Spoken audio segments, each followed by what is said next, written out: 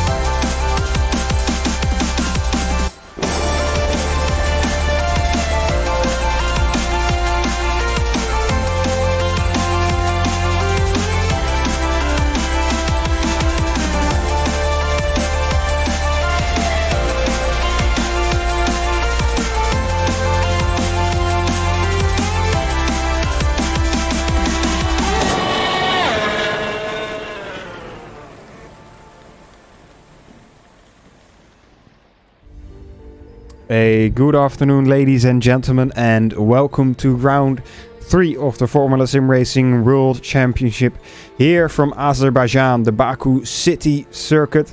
My name is Felix from Delft, and I am joined here in the commentary booth today with Cameron, Rodger, and Peter Schulze. We are looking forward to a very exciting race here at the Baku Street Circuit. We've already had 2 great races earlier today from the Pro Championship and the Academy Championship, and I'm sure the World Championship drivers will be giving us once more a very, very exciting race. Cameron and Peter, what do you guys expect to see today here at the Baku Street Circuit? Well, as it's a street circuit and pretty tight circuit, I expect crashes. I think that's what everybody's expecting. I expect Yannick to be quite far up the order in qualifying because he loves doing qualifying in street circuits. And I expect a lot of DRS trains around here because we have the longest straight on the whole calendar and also pretty big DRS zone and pretty low downforce overall around here. Yeah, indeed, we do. 2 DRS zones, as you can see here on the screen now. The 2 green zones, one on the main straight, pretty long, and one after that on the back straight. We'll be giving the drivers DRS that will give them roughly 10 to 15 kilometers an hour extra on the straight, and that will definitely be a big help for some of these drivers. We've seen in the Academy and Pro Championship that there will be differences between the setups between teams. Some teams running a higher downforce setup compared to other teams and consequently have less top speed then. But it's interesting to see what the drivers will be doing here in the World Championship. Now the car, obviously 933 brake horsepower, a lot of power in that car, and in qualifying boost it's even more. Top speed can go up to 370 kilometers an hour. Today we will probably see around 350, maybe even 360 max. Weight of the car about 740 kilos. 2 fuel mixtures that the drivers can use, a lean mixture and a rich mixture.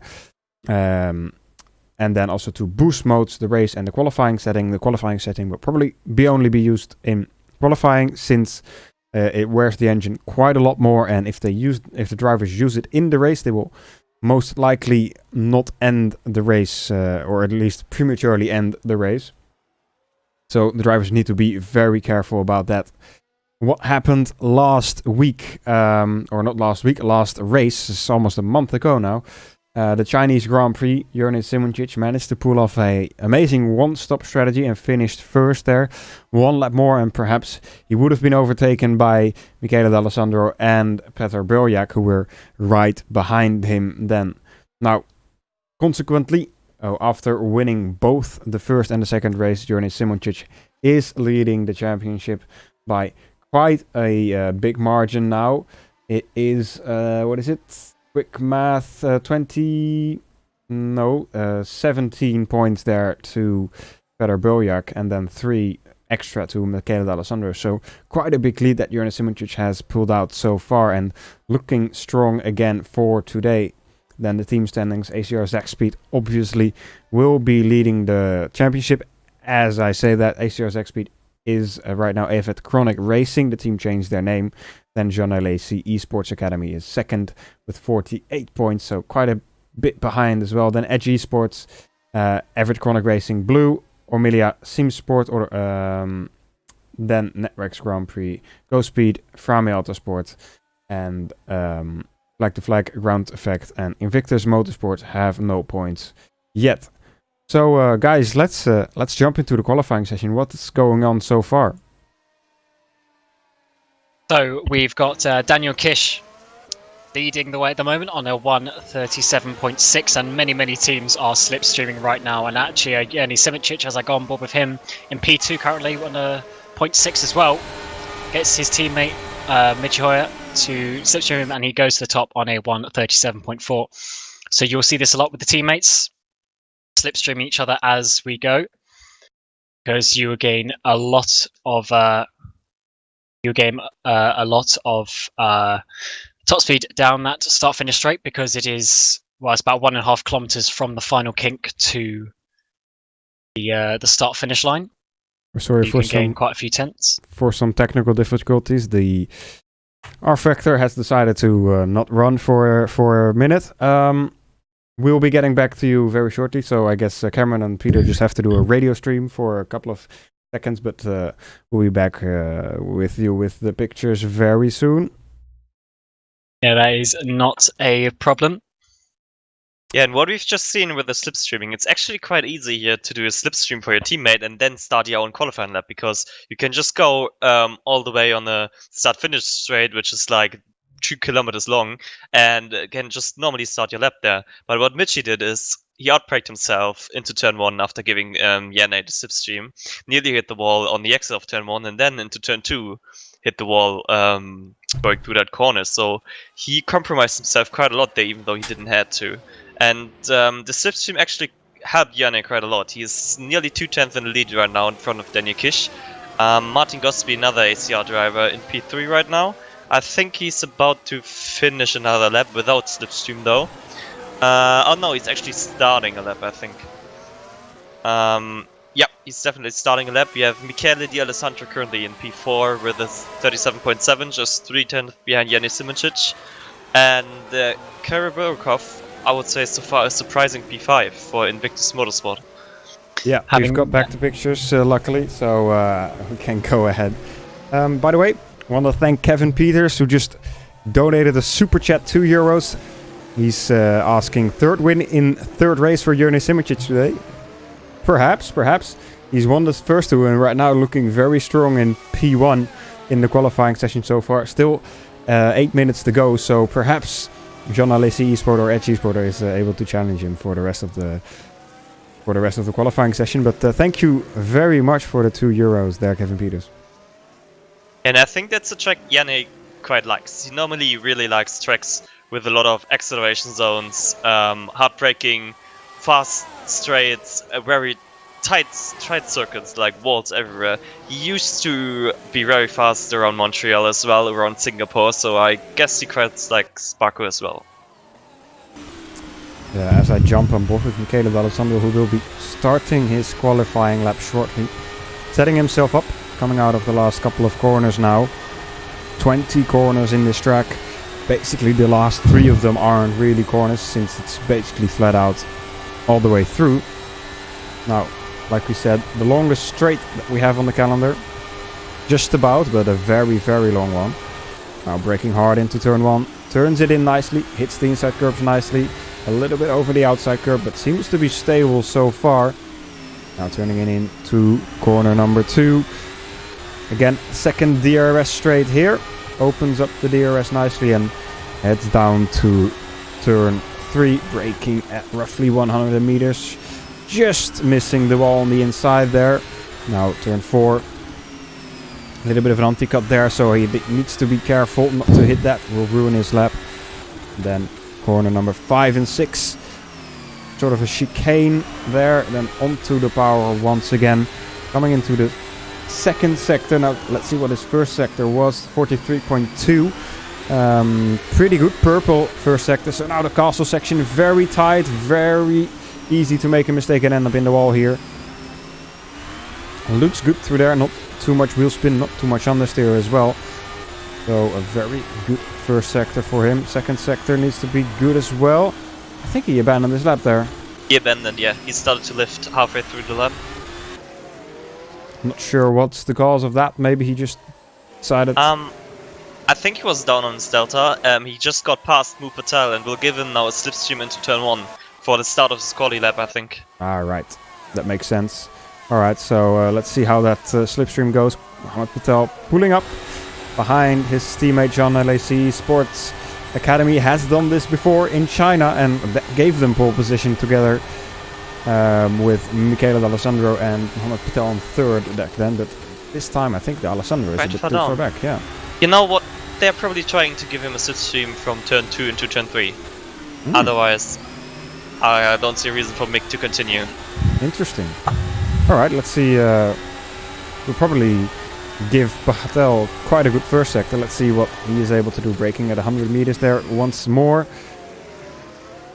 And has to continue his lap cleanly, of course, after getting such a nice slipstream from Michele D'Alessandro.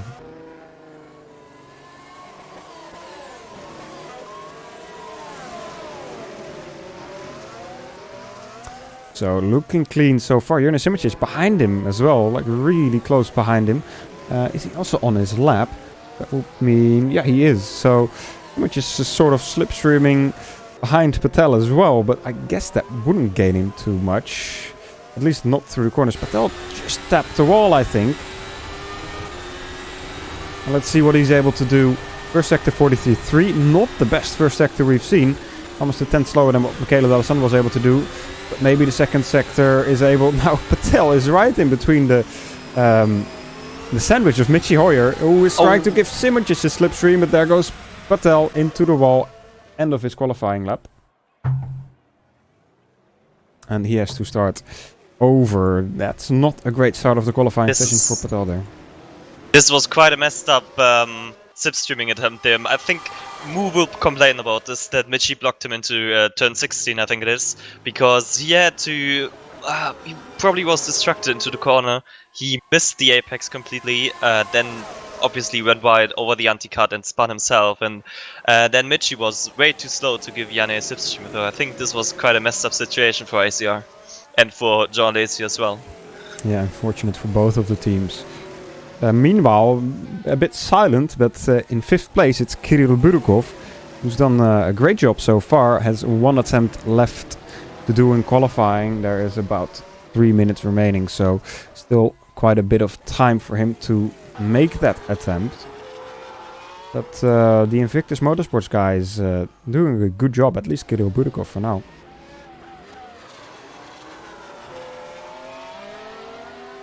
And I think we've seen this before last year at Spa, which is also kinda low down for circuit for some.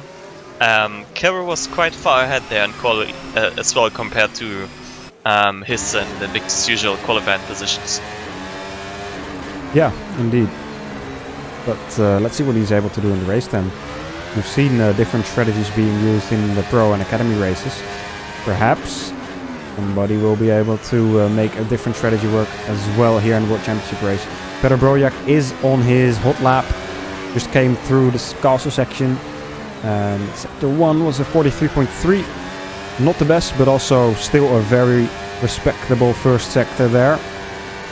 His teammate is in P2, so you would expect him to be able to get close to the top positions. Right now only in P9. Now let's see, second sector for him. Gonna be a 29.5. Also not the best second sector, so gives to wonder. He will get the slipstream, of course, from his teammate right in front of him.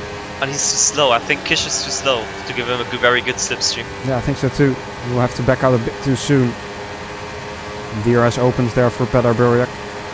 Now coming to the line, what's gonna be? Gonna be an improvement at 137.9, but only up to P8. So that is definitely not ideal for the Edge Esport guys. Still one attempt remaining for Petar Brojak, of course. And Daniel Kish will be going on his last attempt right now. We have Kira Burkov on two purple sectors right now. He's getting a slipstream from his teammate Lazaro down the start-finish straight. We might see a surprise provisional pole right here from Kira Burkov. Indeed, amazing first sector from Burkov. Second sector also purple. Now let's see what he's going to be able to do here coming to the line. Burkov takes provisional pole position. 1 minute 37.370 for Kirill Burkov. Only 76. And Simoncic abandoned his lap. He won't get ahead of Burkov. Wow. Simoncic stopped his qualifying lap. Is not able to do another one. That's no pole position for the ACR driver, and perhaps his teammate Martin Gosby or Michele D'Alessandro and Michi Hoyer will be able to do something. They're going 3 wide into turn 1 here almost. What's happening between Michele D'Alessandro, Mohamed Patel, and something happened there. Was it Michi again? I think Moog make the slipstream again, and then there was Michi in the way. Michi abandoned. At least it's what it looked like. Yeah, Michi also abandoned his qualifying lap. So, Yanne is very slow on his lap. I think he's waiting for Michi. Yeah, pretty sure. But I don't know what's going on. This looks very strange. Very, very hectic qualifying session here. Oh, yeah, everybody trying to slipstream each other, but seems to end up in some sort of chaos coming into turn 1 there, as we saw with Michele D'Alessandro, Michi Hoyer. I think Martin Gosby was involved as well, and Ernest Simoncic's dangerous spot there as Ricardo Costa comes past. I'm sure with Jeffrey Fournier, his teammate. Now let's see Costa coming to the line. He is into P6, 37.9 for him. Now Simoncic is the one we wait for. He's gonna be trying to give Michi Hoyer a slipstream, I think. No, Michi abandoned. He's coasting. He's coasting. So there's nobody that is gonna be able to give a slipstream to anyone. Jeffrey Fournier coming to the line. What's he gonna be able to do? They're still going for a slipstream though. It sounded like Michi was coasting on top of the hill, but he stopped his lap somewhere as well, or at least somewhat. So let's see, maybe he's able to improve still somewhat. Both going into the pit lane. I think that's the end of qualifying. End of qualifying, this means that indeed. Kirill Burkov takes a surprising pole position around Baku. Yeah, that's a very big surprise, but I think a welcome one for the Invictus Motorsports guys. They have had 2 very unfortunate first 2 rounds, and right now have got Kirill Burkov on pole position here at the Baku street circuit, and well, that's a massive surprise, and this is gonna give us some very entertaining racing. As you said before already, Kirill Burkov hasn't really proving himself to be extremely quick in the race. So far in qualifying, he's shown it today, but let's see if he's able to keep Jurne Simoncic, Daniel Kish, Michele D'Alessandro, and the likes all behind him in the rest of this race. It's going to be 51 laps, so it's not an easy task for him, but he will definitely try his best. We will go for a short advertisement break. Make sure to grab some coffee, maybe some water, maybe some tea. Get a snack as well, because you're gonna have to be waiting, or not waiting, you have to be watching 51 laps of action in just a few minutes time. We'll go for a short break and we'll be right back.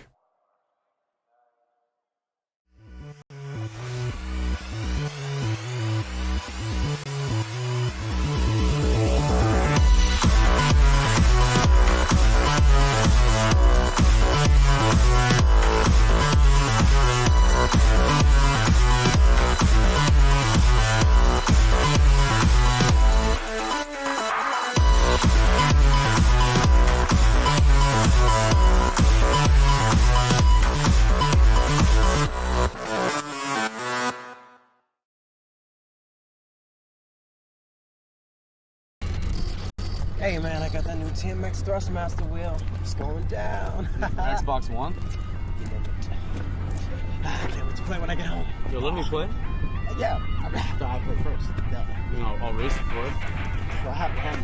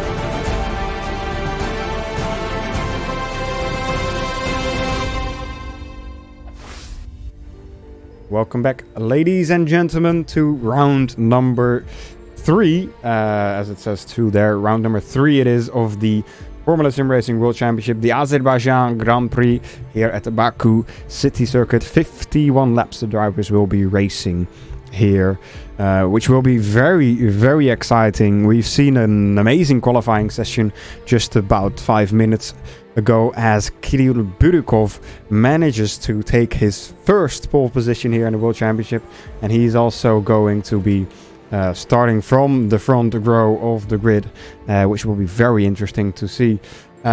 Still, my name is Felix van Delft. I'm joined today by Peter Schulze and Cameron Rodger in the commentary box here. Yes, hello, and we are getting set for this race today. That is quite a nice qualifying session. It's good to see someone else up there, good to see a different team up there. And as team owner Matt Tewson points out, it's actually their second pole position, not their first. They got one in 2017 as well with Fran Lopez. Ah, wow, yeah. So they've been around for a few years now. They started out in 2016, but first in the World Championship in 2017. So it's good to see that they are getting a nice qualifying result, but obviously they need to finish it off in the race today. There'll be no slipstreaming from his teammate when he is out in the lead on lap number 1, so he needs to do that all by himself, as his teammate is a little bit further down the grid. Yeah, indeed, his teammate is a bit further down, so he's gonna have to do it on its own for now. Perhaps later in the race he will get some sort of support from him. Anyway, let's have a look at that qualifying grid. Let's see who has qualified where and after penalties, who is where in the on the grid. So let's have a look. Here we go. So on pole position we have here Kirill Burikov, 137.370, amazing lap from him. Purple first and second sector and puts himself on pole position. Jonas Simonic, P2 championship leader, obviously. Then it's Daniel Kish behind him. Then Michele D'Alessandro behind them. Then Martin Gosby from P5. P6, Ricardo Costa, somebody to look out for as well. He did pretty well in the last couple of rounds. Wasn't able to get the final result, but doing well so far in the qualifying session. Up to P6. Michor P7. P8 Petr Biljak, a bit further down than I think he would have liked, as his teammate is quite a bit further up. Then it's Robin Pansar P9, Mohamed Patel in P10. I think he is not very satisfied to be in that position. Basically the worst spot to be in, because you are still forced to drive or to start the race on the super soft, but also are the last one to have that obligate or that that they have to start on the super soft tire. Then P11 Janos Brakchuk, P12 Christian Lazaro, then Jeffrey Fournier P13, Danny van der Niet P14, Jos Alaneda P15, a bit further down than he would have liked, I guess. P16 Giordano Valeriano, then Stephen Michaels P17, P18 Wojciech Lukacek, P19 POP Sander Callas in P20, and then starting from the pit lane it is Yuri Kasdorp. Actually, I think Kushek is starting from the back. I've seen him getting disqualified in the quali session for exceeding his lap limit. That's not a very smart idea, but okay, nice to know that. I guess, well, that's too bad for him then. If he starts from the back of the field, doesn't make much of a difference, I guess, compared to P17. Anyway, the warm-up session is almost over now, just over a minute remaining, and drivers warming up their cars, or it has actually already ended. So the drivers have been warming up their strategies, their cars with fuel tanks. What do you guys think is going to be the main strategy here today? 51 laps, quite a big stretch. I guess if your name is Janis Simonic, try to hunt stop, maybe? I guess we can have different strategies here. I wouldn't be surprised if some people try the one stop. probably the most common strategy would be a 2-stop, I would guess. But yeah, I don't think higher than a 2-stop really. Yeah, I think most people are gonna do the 2-stop. So that would be super, medium, super, or maybe super soft, super for most of the drivers. And then perhaps an odd one out is gonna try the 1-stop. Especially people a bit further down, P11, P12. They have the ability, of course, to start on the harder tire. That ability is not available for the top 10 drivers. And as I stated, the drivers will be lining up on their grid slots to start their formation lap. Peter, who do you think is going to be the most likely driver to win this race? And people in the chat as well, who do you think is going to be winning this race if we see Kirill Burikov starting the formation lap there? To be honest, I don't think it will be Kirill. I've heard that Invictus is running quite a lot of downforce, so he did purpose Sector 1 and Sector 2, but this was probably because they're running higher wings, and seeing the massive straight here, I think you will probably get eaten up in the slipstreaming in the opening laps. So Janne has a good spot, but he has no teammate right behind him to defend him. It's quite hard to say. I think everyone in the top 5 really have a good chance to win the race. Yeah, I would agree with you there. We've seen already in the last 2 races that strategy is a big factor, but also it makes us makes it very unpredictable and difficult for us to say what or who is the best chance or who has the best chance to win this race. I think just going from the form that Jurne Simicic has, I think Jurne is gonna be the one that's the biggest rival for the win here. Obviously, Daniel Kish behind him. He hasn't had the best start of his season, but is still a very quick driver and might be able to surprise us here today. We'll see what he's able to do. Michele D'Alessandro, obviously still a very quick driver as well. World Championship from last year, is very, very good in these kind of cars and has shown that as well. But like we said, it's a difficult choice. I'm going to say Jurne Simicic. He's going to be winning today, if you ask me. But we're going to have to wait and see as the drivers come through the last couple of corners into the back straight. Make sure their tires are warm. Make sure their brakes are warm. It's a long straight and it's still a bit to turn 1.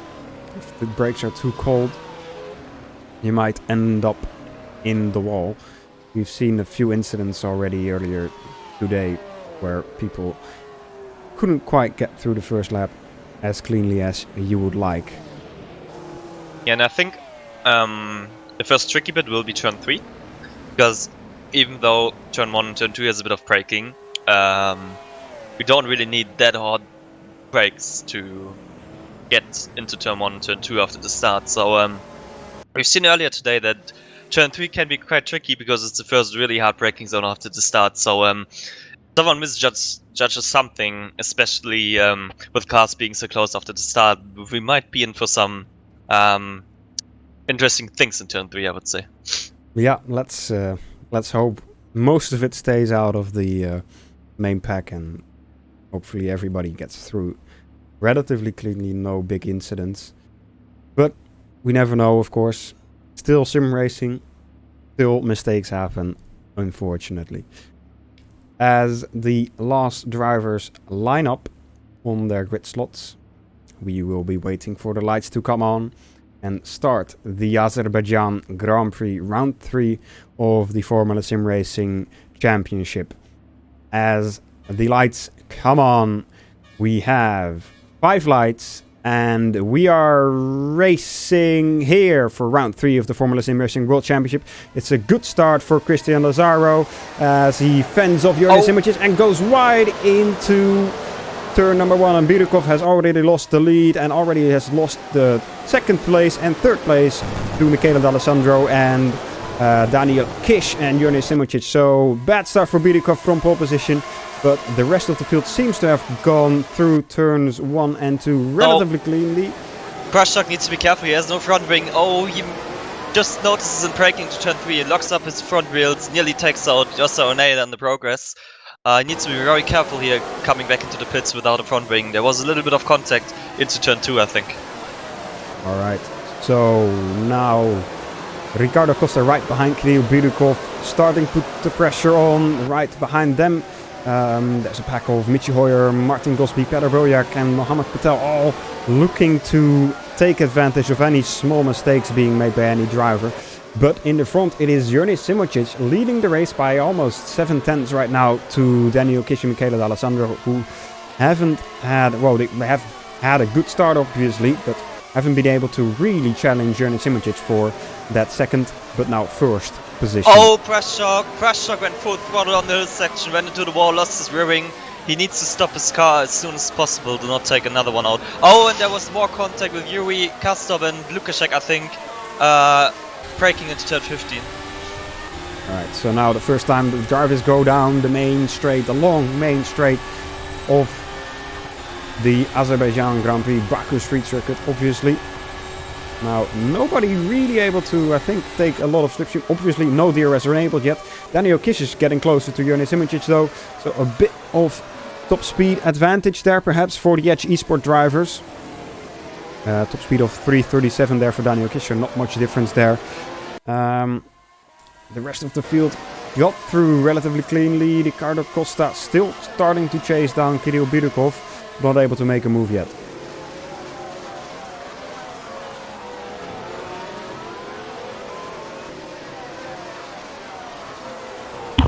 You have to say, relatively, that was pretty clean first lap. Obviously, a couple of bumps here and there, and unfortunately, Bragsov losing his front and rear wing in the end. But that was pretty clean first lap, as we saw, and now the drivers will just be settling in and seeing what they want to do with the strategy. It's quite an interesting one on strategy. There's a lot of options, including all 3 tyres. However, as we saw in the pro race, the mediums can go quite far into the race. So I'm sure we'll see a lot of 2-stop races. However, we might see someone even try a 1-stop strategy if they can make their tyres last long enough. We're here looking from the rear wing of Jurni Simocic. Next lap will be DRS for Michele D'Alessandro and Daniel Kish. Now they are just about... no, they're not just about in the window. Kish is just out, I think. He needs to close in a little bit more, but I think the Edge Esport guys have a slight advantage on top speed compared to the Avid Racing car. It seems to be roughly the same, so Daniel Kish will be getting the DRS now down the back straight. I've just watched Ricardo Costa and Kirill Birukov. They came onto the main stage with literally 1 second of a gap, so no slipstream really for Costa. And at the end, he closed the gap to like 4/10. So as soon as DS will be enabled, I think Kirill Birukov will have a very hard life here.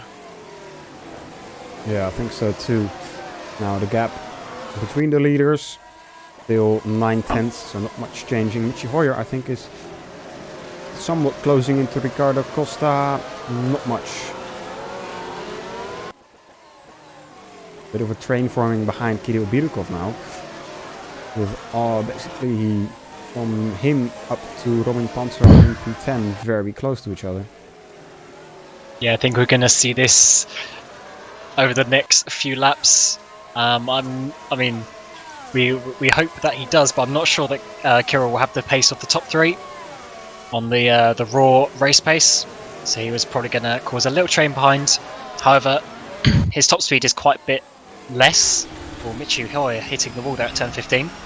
Hit it quite hard there, yeah. Yeah, Birukov's top speed isn't the best, so if Costa can get into that DRS zone, I'm sure he'll be flying past in a few laps' time. However, Birukov, with those wings, is very quick in that middle sector, and as you see, Costa is not quite close enough.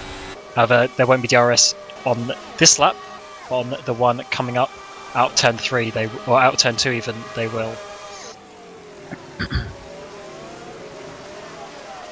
Costa closing in, but not enough to make a move on Birukov there. Perhaps might be able to do it out of turn 3. Oh no, turn 2 I should say. Coming up to turn 3. Now opens the DRS. All of these guys will probably open their DRS. Boljak getting close to Martin Gosby. Martin Gosby doesn't have DRS, so that makes it difficult for him. But he's good enough to fend off Peter Bojak for now at least.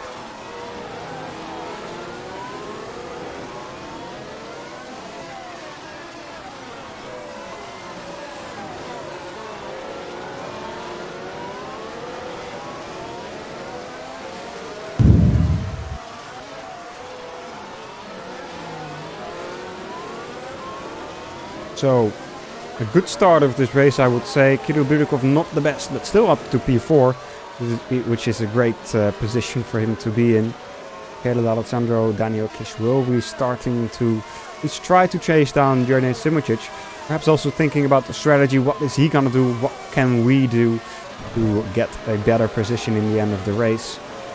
Now, I think Michi Hoyer and Ricardo Costa will be battling here coming out of the last couple of corners. Turn 16 into 17 and 18. Very fast twisty section.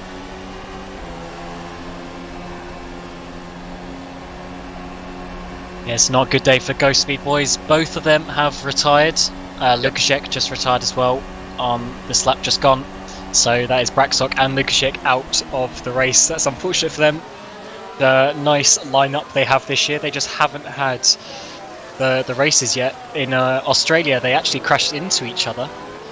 So, yeah, unfortunately, not a good start to the season for them. However, there's still plenty of races left to try and get some points.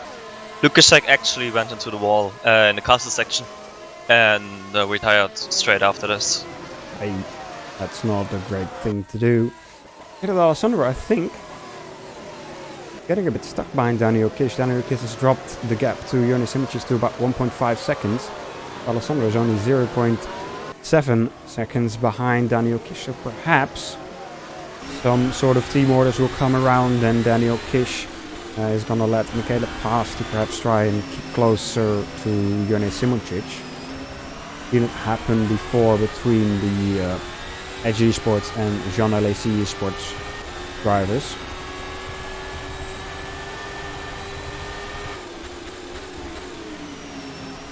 Last time round I just noticed Jeff Fournier is only about a second and a half off Robin Panzar. However, Fournier is obviously 2 steps harder on the tyres. He's on the mediums, Panzar and everyone ahead of him is on the super softs. If he can keep that close and do similar pace, that could come good later on, because these mediums are very consistent and they can go very far into this race. Take a look at Michi. I think he could make a move into onto Ricardo Costa. Ricardo lost the slipstream to Kirill Burkov by quite some margin, and Michi has a DRS onto the main straight. Ricardo goes defensive in turn 1. But I think if Michi gets good exit here, which he doesn't really, he could make a move into turn 3. Yeah, let's see. Misses the apex on the inside a bit and loses some exit speed. I think his exit is not good enough to do anything coming up to turn 3 here. You could see him locking up his tires slightly coming into turn 1. That won't be helping his tires. Lap 6 of the race, they still have to do, I think, at least another 6 lap on this set of tires. Unless they have some sort of strategy that I'm not thinking of. Well, I guess ACR is able to do that. They did that last race to us. We had no idea the one step was possible. And then suddenly we realized when the Simoncic was on that one stop and managed to make it work. That was an amazing strategy call by Electronic Racing. Yeah, the thing is, last time out we had the hard compound tyres, where here we only have the mediums. And obviously the longer the stint is, it's a lot easier to save because you have more laps. So you only have to save like a tiny bit here and a tiny bit there, and it all adds up over a 40-lap stint. But here on the super softs, if it's only going to be a 15-lap stint, you don't have as long to try and save. So I don't think we're going to get too many more than 15 laps. So I don't think it's quite going to be possible for a one-stop strategy. However, if someone is to try that, it will be Jurnej Simoncic. And is that Michele? Oh no, he wasn't quite close enough to Kish. However, he's certainly closer than he has been in the last few laps. Panzer is very close to Mupatel actually. Battle for P9 there. Panzer tried to make a little move into turn 1 to distract Patel, but that didn't work. If he gets a good exit out of turn 2, maybe he's able to do something in turn 3. Yeah, Patel isn't an easy driver to get past though, at least not unless he wants you to get past. Hard defender always for his positions. So I'm sure he won't be giving any gifts to Romy Panzer here. Further at the back, Steven Michaels just managed to pass Sander Callas into turn 1 for position 17.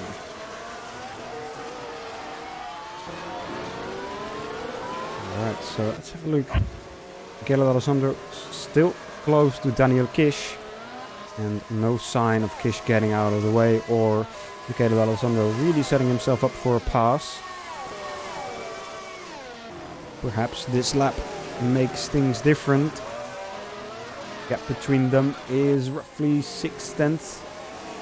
If he gets to the DRS, it might be enough to get past Daniel Kish. He needs to get a good run through this tricksty section of turn 17, 18 and 19. I think he's a bit too far back to really do anything. I tell you what, Kirill Burkov is staying with them as well. He's got almost a 2-second gap to Ricardo Costa as well. The Kirill certainly has the pace today. He's not only staying with them, in the last couple of laps he gained on both Di Alessandro and Daniel Kish. Yeah, so And Robin Panzer nearly went into the wall on the exit of turn 1 there, trying to make a move on Rue Patel. He went completely off circuit and nearly hit the wall on outside of the exit curb.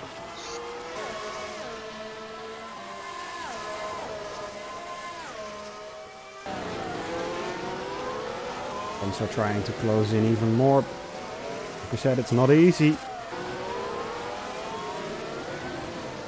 And now because Michi Hoyer is stuck behind Ricardo Costa, both Martin Gosby and Petar Bröljak are catching up to them. And Gosby actually for the first time will probably get the DS on Michi Hoyer this lap around. Yep, indeed. And Bröljak is looking hungry behind them, trying to find a spot to take any action. Probably difficult to find one, as we know, Baku Street Circuit. It's tight, but it is not easy to overtake on, unless you're on the straights and have DRS and the driver in front of you doesn't have DRS. Now Panzer seems to be really close to Patel. Patel has no DRS, Panzer does have DRS. Surely this is gonna be a move for P9 in the race.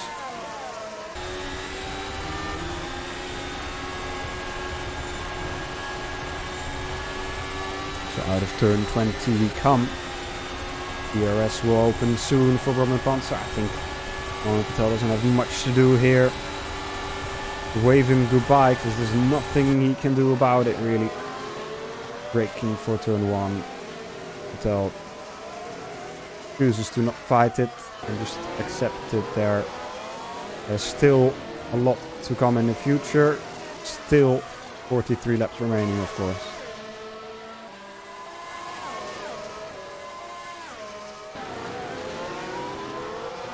Yeah, I think most of the drivers right now are just sort of waiting to the pit stop, because the super softs, you can't really lean on them in any sort of way compared to the soft or the medium.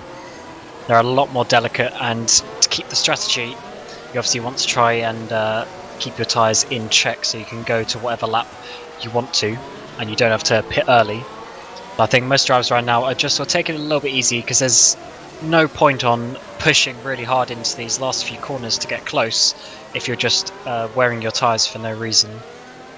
So I think later on in the race, when we get onto the harder compound tyres, you'll see the drivers pushing a lot more to try and make something happen. Whereas for now, especially this top 4, they're just sort of pulling away. No need to be fighting each other and losing loads of time. Bröljak closing into Martin Gosby.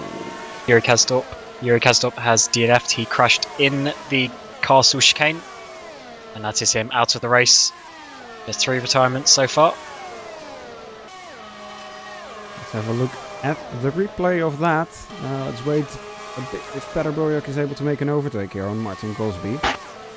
think he's too far back. Yeah, he's indeed. So let's quickly go for that replay.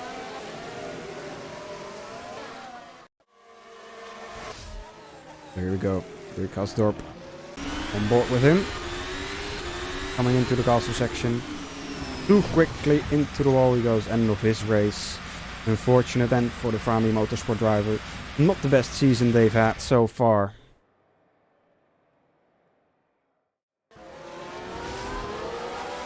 Yeah, Valeriano down in P17 is actually going to be overtaken here by Sander Callas, I think, down into turn number 3. But obviously this is battling over the last place in the race now. That we have lost 3 drivers. Yeah. He actually got overtaken by Steven Michaels into turn 1 and got a bit bogged down by him, so that's why Callas managed to get close and had a chance to make an overtake into turn 3.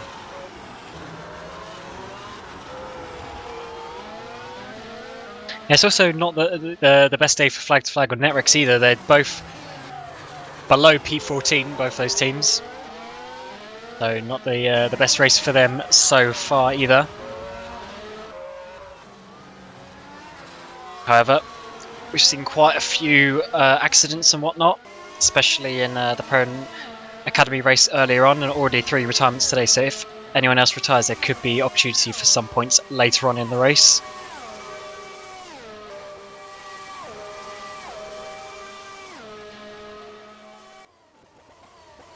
And yeah, Ricardo Costa's pulled away out of the DRS from Michi Hoyer. Yeah, and we now have looking hungry there. Yeah, we now have a little little group forming behind them.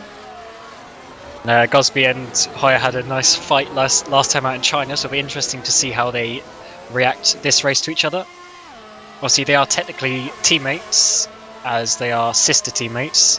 But obviously, they're still fighting for themselves and their own team in the Constructors' Championship, respectively.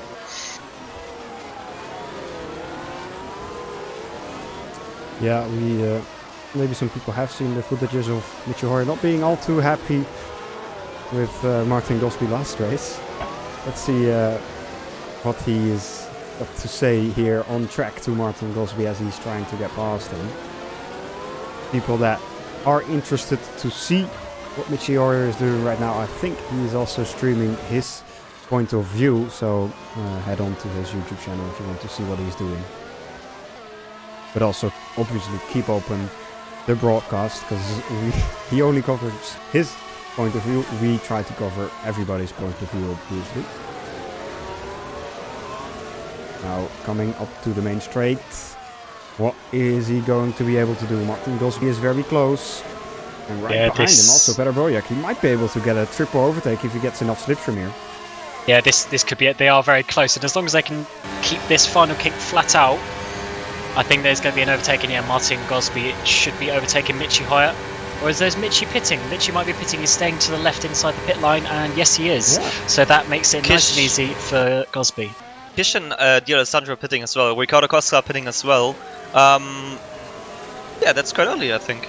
Let's see what they do. 40 laps to go onto the medium tyres for the 2 guys at the front. What about Costa? Oh, Costa was really lucky. He shared a pit box with D'Alessandro, and as Costa pulled up, D'Alessandro was just getting away, and this meant that he could stay in front of Michi Hoyer. D'Alessandro has got absolutely screwed here by the traffic. There's Netrex of Sander Callas, and then Danny Van Der Neet, and then the Jos Araneda as well in the ground effect car ahead of him, and in between him and Daniel Kish. And Michaela has spun Jos. Michaela has spun Jos Araneda down into turn 3. He knew he had to make that overtake stick. However, he was not quite far enough alongside to make that work, and he has spun Jos. Jos will not be overly happy with that, but he has got going without too much trouble.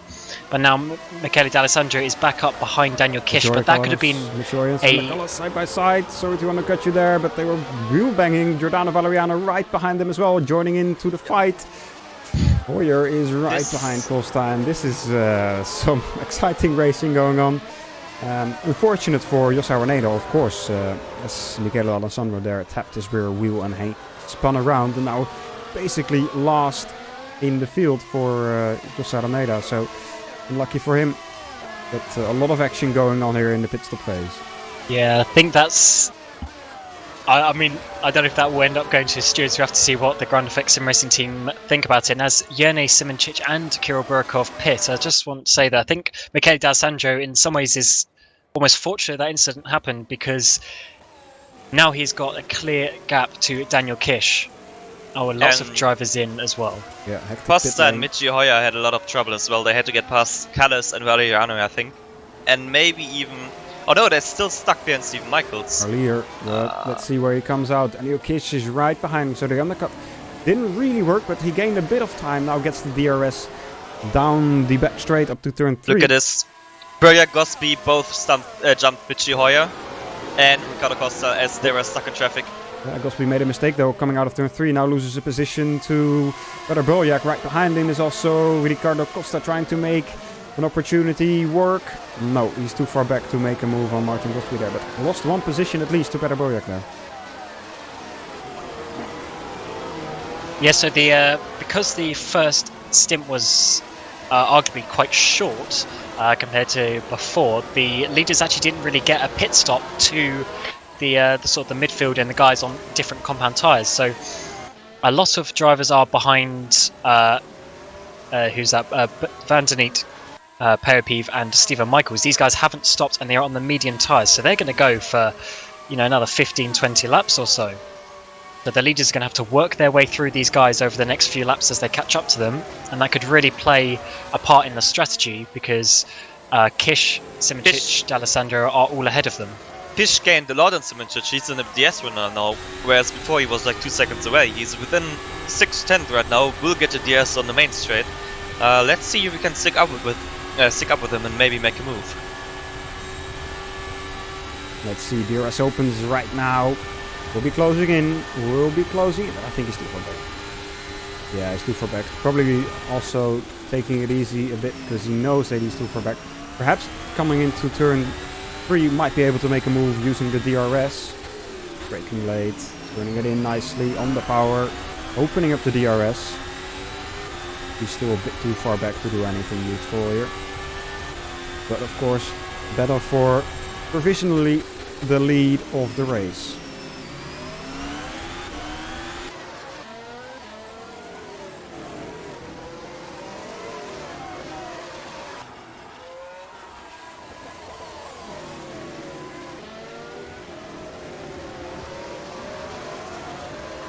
Michi Hoyer, Robin Panzer, Mohamed Patel battling side by side. Patel and Panzer, Michi Hoyer, I should say, coming into sector 2 right now. A lot of stuff happening here in that midfield, as you said, Peter. All those drivers that haven't stopped yet are right in front of them and falling in between these drivers right now, holding them up as well, which makes the pack close up quite a bit. And battles going on all over the place. Yeah, this is where the strategy really comes into play. Berjak is the first guy who's going to catch the trio of Van der Niet, Peev and Michaels. The same tyres, but about 10 or so laps difference in the age. As we've seen from the Pro and the Academy race, the mediums are very consistent. However, you obviously will be slightly quicker on newer tyres as well. So I have to see how quick these guys get through the field. Well, not really the field, the 3 drivers that are involved there. Have we mentioned yet that Martin Gosby got a penalty for speeding in the pit lane? Oh, did he? That is a shame for him. Who, as Michi Hoyer is trying to get past his teammate Robin Panzer, but not able to do so really. Very late braking for Hoyer, almost runs into the back of Robin Panzer there. Manages to keep it outright, right just about. Now Patel is right behind. Michi Hoyer will be trying to make the overtake coming into turn 3. He's too far back.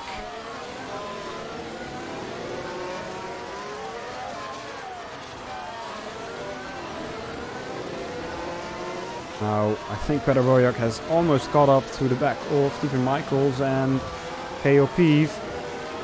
Yes, he has. Peter Berjak trying to look for a gap to go. He obviously is quite a bit quicker than Stephen Michaels. Last lap from Peter Berjak was a 1:42.2. That's almost a second quicker than Stephen Michaels last lap. So We will want to get past him as soon as possible to make sure Ricardo Costa behind him can't catch up too quickly. They also need to get past to kind of stick with the leaders because they're just driving away right now. They have 3 cars between them who are still on older tires, so the gap is getting bigger and bigger if they cannot get past them. Here we go. Got a Williak. Found the managed to lift a little bit there through turn 17. Now we'll be opening the DRS, obviously. Back to flag. We'll be losing a position here to Edgy Sports. As Williak goes for the overtake. Birkhoff in the pits pits, again. did he speed? He may have sped. I will check. Yeah, we have to see as he goes through. If he did, that is really bad for him. He did speed in the pit lane, same as Martin Gosby. That is a shame for Invictus, obviously having such good races. Now down to P16, and all that hard work from qualifying from that first stint is gone, unfortunately for them, and he will have to try his hardest to try and get back anything to get some points today. Now Daniel Kish is getting a lot closer to Jurne Simoncic. Wasn't able to make the move last lap around. Perhaps if he can stay close enough and Jurne Simoncic doesn't grab the slipstream and the DRS from Christian Lazaro in front of him, Kish might have an opportunity to take the lead here in the race.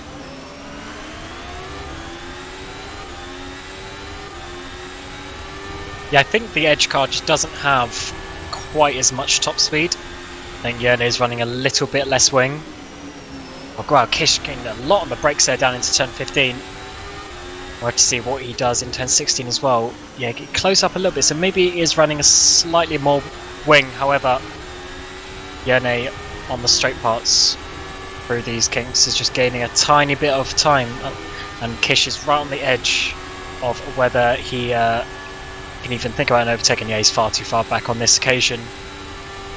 Jurne thinking about defending a little bit, however. But yeah, he needs to be a couple more tenths, and then he'll gain the slipstream, because it gets bigger and bigger the closer you get. It looked like Jurne was trying to follow the path of Lazaro in front of him, and because Lazaro has such a low top speed, they're actually catching up with him just right now, and Simoncic is just starting to gain slipstream at the moment. Oh, Birkhoff's in again. Did he speed again? Did he? Yeah, did he? He may have sped while serving his speeding penalty. No, he didn't. We've seen earlier, I think, with Jan Vosnika, might have speed that much that he got multiple drive-throughs. If that's a thing, I don't know, but we've seen a similar behavior earlier in the race with in Academy, I think, with Jan Vosnika. Coming in and then also He's going very out. slowly No, now. no, he didn't. I've just checked. He only sped when taking his initial pit stop. He's going very slow now, so I think he might come to retire the car. He is not going at full speed just yet. That is a shame for him. Simoncic is just getting up a bit by Lazaro. Perhaps this gives the opportunity to Daniel Kish. However, Simoncic will be getting the DRS, obviously now from the car in front of him. This has really helped. This has really helped Michaela, who was about 2 seconds back, and now he's only 1 second behind Daniel Kish. Yep, this is going to be an exciting one coming into turn 1. What will Simoncic be able to do on to Lazaro, and then will Kish also be able to get past? Lazaro comes into the pit lane, I think. Now Daniel Kish very close to Simoncic.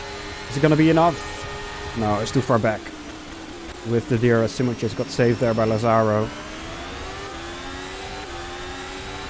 Now Daniel Kish will be close for the back straight, and coming into turn 3 perhaps has a chance to make the overtake.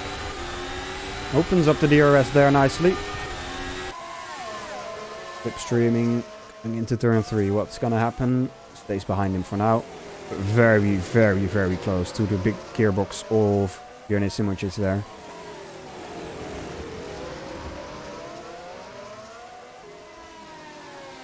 Jeffy Fournier still hasn't stopped yet.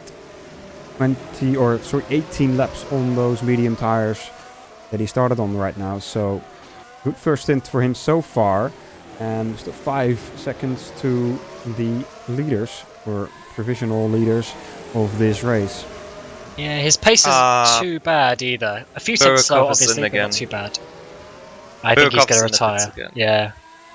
I know he's Changing his tires from mediums to softs, but that's the exact same we saw earlier in the race, in the academy race with the Anvosika. He had to do like 3 stops for speeding, so the speeding was quite severe, I think. Get this many penalties. Alright, so Daniel Kish coming onto the start-finish race surely will be having an attempt to get past Jone Simoncic. Iconic Racing might lose the lead here to Edge Esports.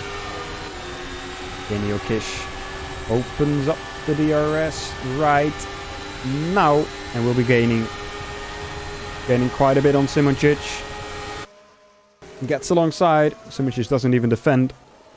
Yeah, he lifted off. He let that one go. He knows there's going to be plenty of opportunities left. Still over 30 laps to go. And Peter Berliak has got past another one of the midfield. He's got past Danny Van Der Neet. And Ricardo Costa's got past Stephen Michaels as well, who also hasn't stopped. So those guys are now starting to get into that traffic.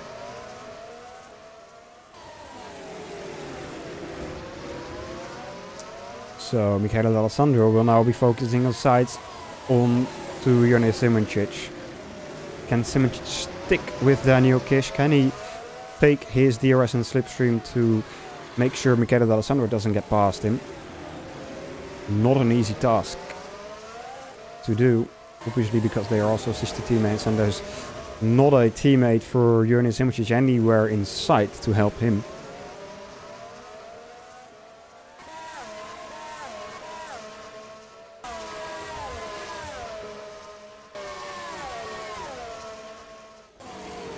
So coming through the last couple of corners, this is gonna be the point where the DRS is taken or measured, the detection point. Now the drivers go on to the straight.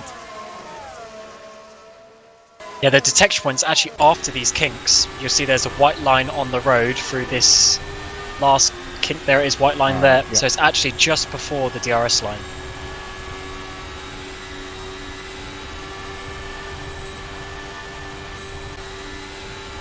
These, Yeah. sorry, these three, or Burdock, is he going to get past Peeve as well? Yes, he is. So it's taken him a few laps to do that, and he is now some 6-7 seconds behind Michele D'Alessandro. He has lost a little bit of time there over the last few laps, obviously having to do some overtaking. But Burdock is always good on his tyres, so we'll have to see how that goes over the next few laps, if he can close that gap down. Yeah, it's quite a big gap. 7 seconds to Michele D'Alessandro that he's lost in this time between those, I wouldn't say back markers, but midfield drivers that haven't stopped yet for their medium tyres. In P12, Stephen Michaels, Mohammed Patel. Patel is somebody that's really losing out a bit. Stephen Michaels side by side with Patel. Patel takes the position there now. Michi Hoyer still trying to fend off Patel here, coming into sector 2. Mohammed really having to fight for his positions today. Yes, again, really, it's not been the easiest of seasons for Patel. I know Patel got it together a bit better towards the end of 2018, but he did struggle towards the beginning of the season, and again, that's been the way this year.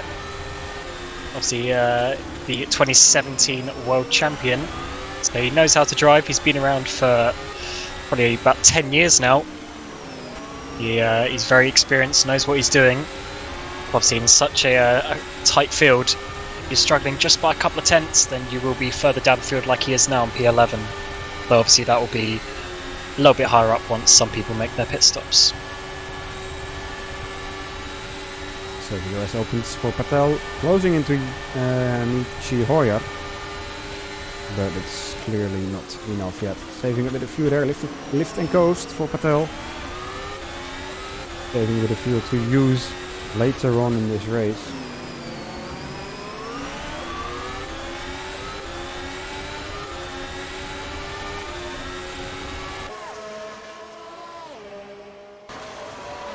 Now Ricardo Costa is catching up to Danny Van Der Neet.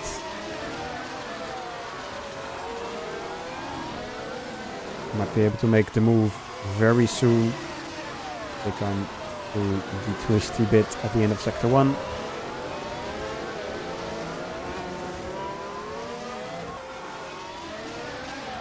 Simricic able to keep Michele D'Alessandro behind him for now, as he is able to tuck into the slipstream and the DRS of Daniel Kish in front of him. And I think there Danny van der Liet made a bit of a mistake through the castle section. I don't think he hit any walls, but Ricardo Costa is really close, and Michi Hoyer and Mohamed Patel consequently right behind them are also closing in pretty rapidly.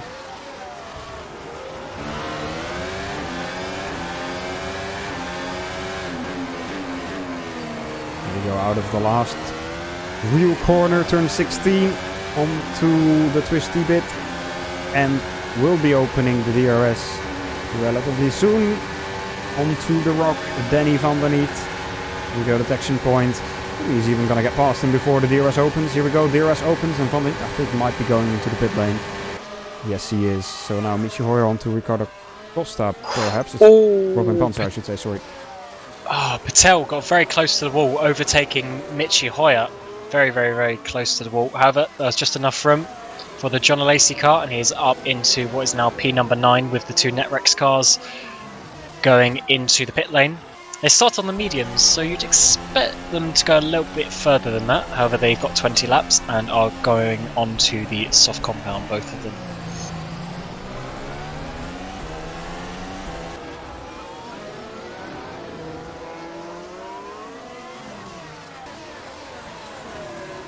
That might be a sign for Jeff Fournier, still in the lead, 21 laps. I'd expect them to go to laps of 25 to 30 if they are. Well, they need to go to at least lap 30 if they're thinking about one stopping. But Daniel Kish will probably just about catch him before he makes a pit stop, and that could be crucial in the fight with Simricic, because Simricic is still not too far behind. And once again, D'Alessandro has dropped off a little bit, so his pace is yo-yoing, or the gap at least is yo-yoing a little bit, back and forward. But he is just keeping in touch there in what is effectively P3 for now. Felix caught up a couple of seconds since overtaking Peeve a few laps ago, but he may come into play later on. Now Panzer will be trying to make his move onto Ricardo Costa right behind him. Michi Hoyer still close to Mohamed Patel. I think Michi Hoyer might have a good chance to get past him. Simricic is getting a bit closer to Daniel Kish in the meantime as well. 5 tenths between them now. Here we go. First Robin Panzer might be able to make the move on. No, doesn't have enough speed, but Patel is getting passed by Michi Hoyer. Michi Hoyer goes a bit quick into turn 1. That allows Mohamed Patel to come alongside, coming up to turn 2 now. Who's the fastest break, or who's the one that breaks the hardest? It's Mohamed Patel, still side by side. Will have the DRS there. Coming down the back straight up to turn 3. Patel will be taking the position from Michi Hoyer, at least for now. But good little battle here between the Jean Alesi Esport and the Average Chronic Racing drivers. Yeah, a couple of other things happened as well. Jeff Fournier hit, so he's now down to P12. So obviously, Ormia are partnered with Netrex, so they've obviously got similar strategy, pitting about lap 21-22. He's down into 12th place on the soft tyres. And Kira Burkov finally DNF'd on the previous lap as well. So we're now down to 17 drivers left in this race.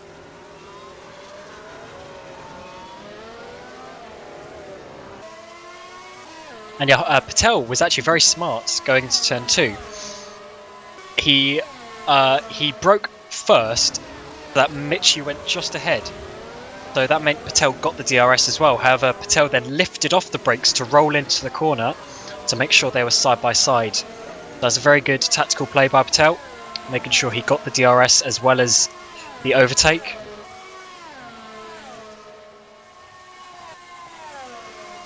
We've got a little battle in the midfield. Apart from Yanni getting closer to get Daniel Kish, we have Christian Lazaro, Stephen Michaels and Geoff Fournier battling for the current P10. Lazaro and Fournier both having slipstream on Stephen Michaels in front, who obviously hasn't. And both trying to make an overtake. Lazaro up the inside of Stephen Michael.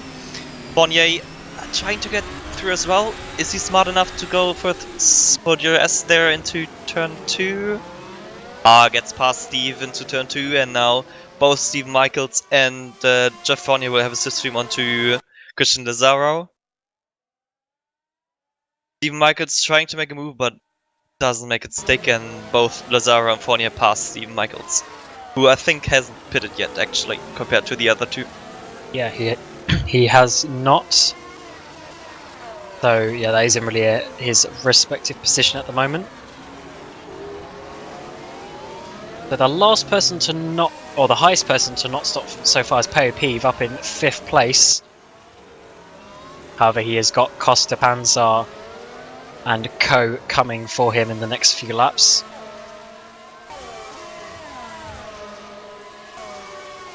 Yeah, long first stint there for the flag both of the flag drivers. Perhaps it will pay out for them at the end of the race. Still 28 laps remaining, almost halfway right now.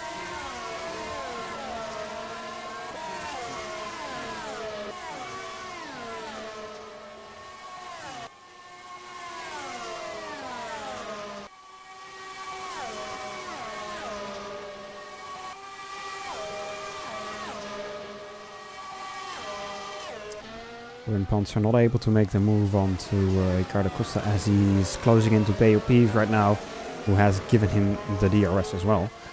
Now Simoncic still pretty close to Kish.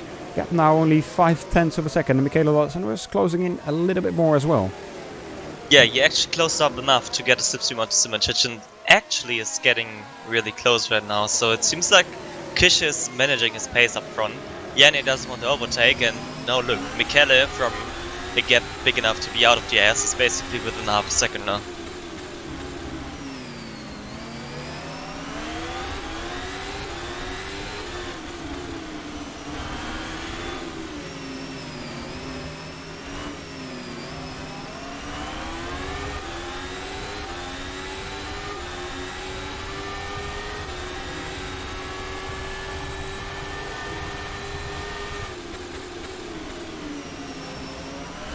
Now, who's going to have the best exit out of the last corner?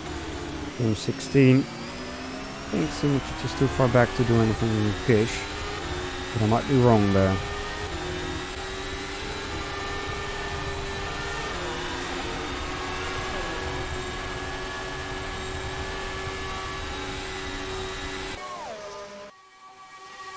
Ricardo Costa, Robin Panzer, both very close to Peeve. I think Ricardo Costa will get a good run onto Peo on this lap, and maybe Robin manages to slot through as well. But Ricardo Costa, here is open, very close. Peo depends on the inside. This means Ricardo Costa will get the better line into the braking, up ahead into the braking zone, and gets past Peeve. And now Robin Panzer will try to make a move onto Peeve as soon as possible to stay with Ricardo Costa.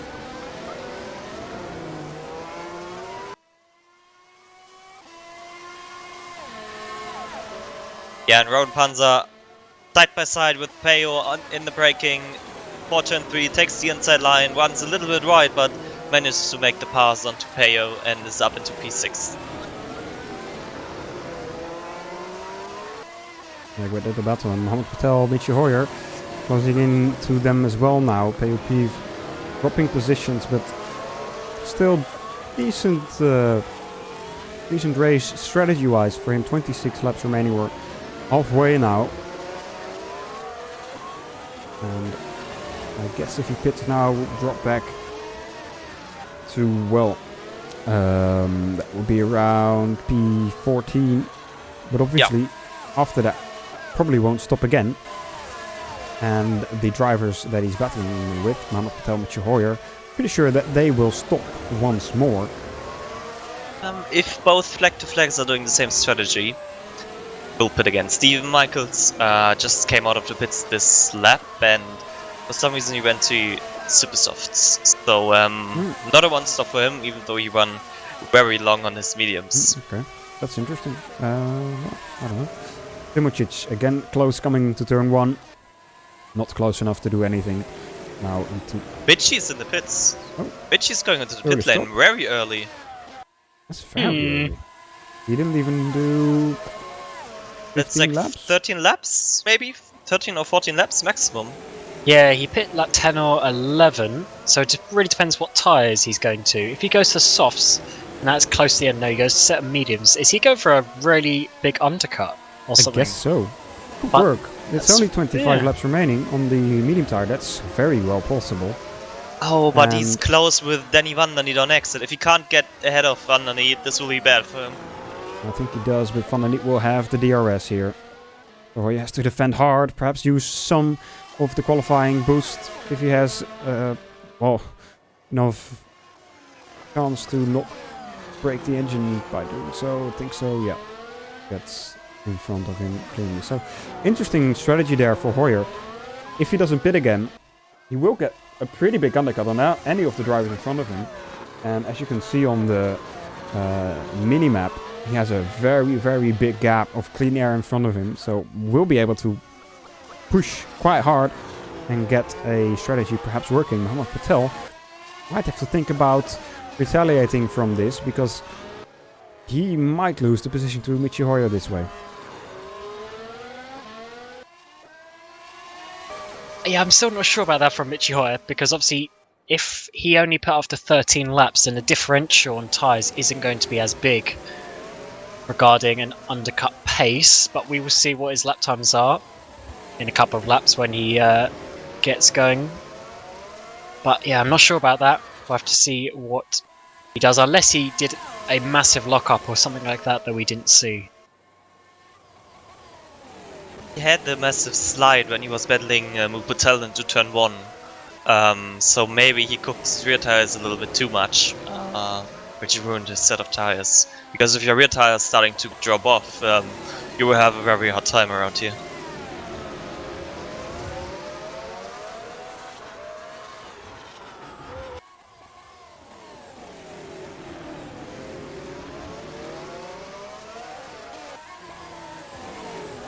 Christian Lazaro has now caught up to Peyo Pive. Lazaro and Fournier, the only two drivers that have, that's not true actually, but only them and Van der Niet and Callas have opted to go for the soft tire in their second stint. Which will, I guess, mean that they will have to stop once more. They started on the mediums.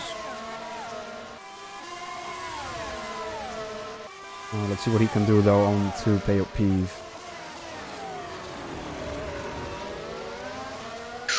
Ooh, Pive hits the wall. Are we going to see an overtake into turn 16? Oh That is no, very this unusual. is not smart. This is not smart. Lazaro has no top speed at all. Peyo just can drive past him again, because the DS detection is somewhere later after. Like, Just here. yeah. Oh boy, Fournier. This is gonna get 3 wide. Perhaps it is. Yep. There we go. Fournier is not following through though. This was not as much. Oh, Peyo. Pive. Yeah, well, I mean, that's one way to lose the position. Outbraked himself, too much top speed. Misses the corner and drops 2 positions to Christian Lazaro and Jeffrey Fournier.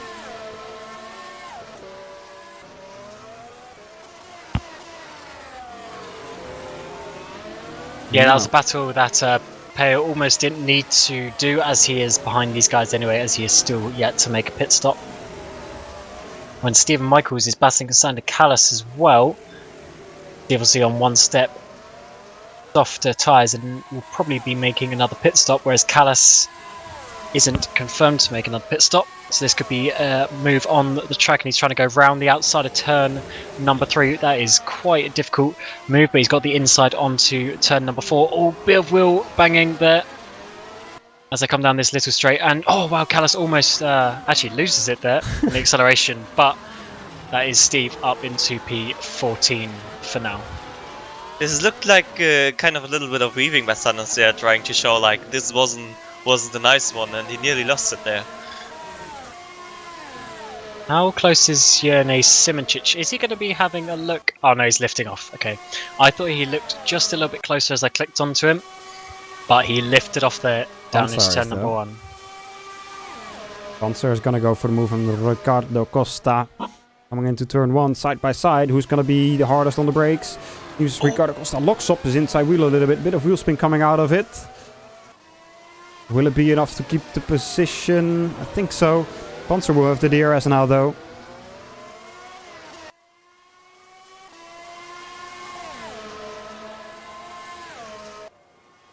Whoa! They got a little bit close there. Coming into the braking zone, however, it's going to be the Oromia driver staying ahead there as we come into these series of 90-degree corners to finish Sector 1. Because the Sector 1 marker is not till even after this chicane here, down into turn number 7. And Mu Patel will love seeing this. What he needs right now is getting the DRS from the two in front of him. Because Michi Hoyer on his fresh mediums not going faster than Mu Patel, Robin Panzer, or Ricardo Costa. Well, he actually went faster than Costa last lap, but he's not going faster than Panzer, Mu, and Patel. So if Mu manages to get the DRS from the guys in front of him, he won't be undercut by Michi. So Simoncic again is fairly close to Daniel Kish. I want to see if he's actually going to be or is Kish pitting? No, I think he might be faking it. Actually, yeah, Simoncic is going to be a lot closer here, coming down to turn 1. This might be an attempt to overtake this lap. He's gone right down the inside, gets very close to the wall. Didn't quite brake late enough to make it work, so it's going to be Kish defending now down into turn number 2. However, Yene will have the DRS again, down to turn 3. But has he lost a little bit too much momentum? He might have done to make it work on this lap. So yeah, don't think he's going to be overtaking down to turn 3. But that just shows you that he can make the overtake when he wants. And what's happening with Robin Panzer? Panzer tried to make a move on Costa into turn 1, missed his braking, I think, went wide into the runoff and lost a lot of time to Costa and lost the position to Mu Patel.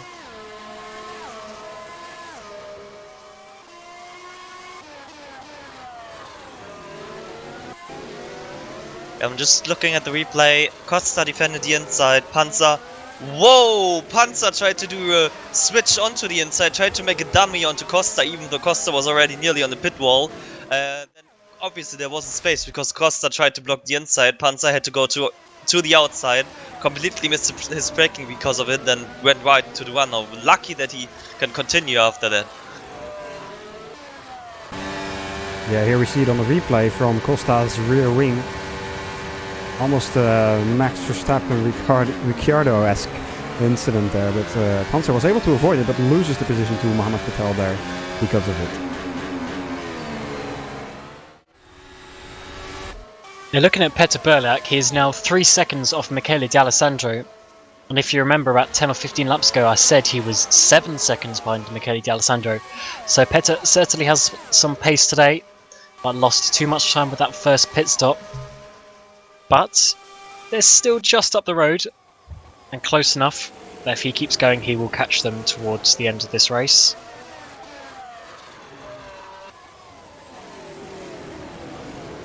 Will Jeff Fournier have a look at Lazaro here? Yes, he will. He's got. Oh yes, he's gonna absolutely fly past him. Victus do not have the top speed. That is a nice, simple move there for the Frenchman up into P number 8. However, I'm still not sure if he needs to pit again. He pit on lap 20, so that's probably a bit too much for those soft tyres. So he might be pitting for the super softs in about 5 to 10 laps time. Oh, Jeff Fournier making a move onto Christian Lazaro on the main straight. Gets past him before turn 1 on the braking. Let's see, Christian will get the DRS out of turn 2 now, but obviously, as you said before, he has not that much top speed compared to compared to Jeff Fournier. Let's see if we can make something into turn 3, but it doesn't look like it. Nope. Might want to hit the R key. I think you're Am I 20 seconds behind. I think so. Anyway, Jonas Simoncic is very close to Daniel Kish. Coming out of the last corner. This is surely going to be an attempt once again for Jonas Simoncic, Daniel Kish. Kish will pit. I'm not sure. Kish will might. pit. Yes, Yes, he won't be. He will won't pit. be. Yeah, that's good strategy call because there's no reason to be overtaken and lose time battling. So he's going to get a nice undercut here. 20 laps, so that should be another set of the medium tyres, unless he thinks soft tyres will be better suited. However, the mediums are a bit more consistent, so you can push on them. And yes, he goes to another set of the medium tyres. So Yerne and Michele now should be pushing on this in lap to avoid an undercut. Let's see where I'm it sure comes we'll out. see them in. Right in front of Martin Gosby. And right behind Lazaro and Fournier, who are on a different strategy as well. So difficult spot to be in. Gosby can have Yana here if he manages to get past. But it doesn't look like he can. So what will D'Alessandro and SimRacing do? Now that they know that Daniel Kish has pitted. I think we will see them in because these tires can easily do 30 laps and they're basically going to be doing 2 20-lap stints. Though they have plenty of tires to pit whenever they want. I'm sure we'll see them at the end of this lap just to avoid an undercut.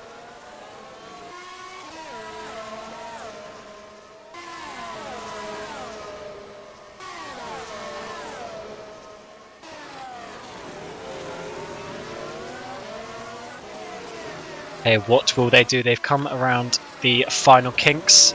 And Yerne's staying to the right. Is that to try... Yes, he's staying out. Michaela is following Daniel Kish, and so is Kish's teammate, Peter Burlak, as they come round the chicane into the pit lane. So let's see what they take.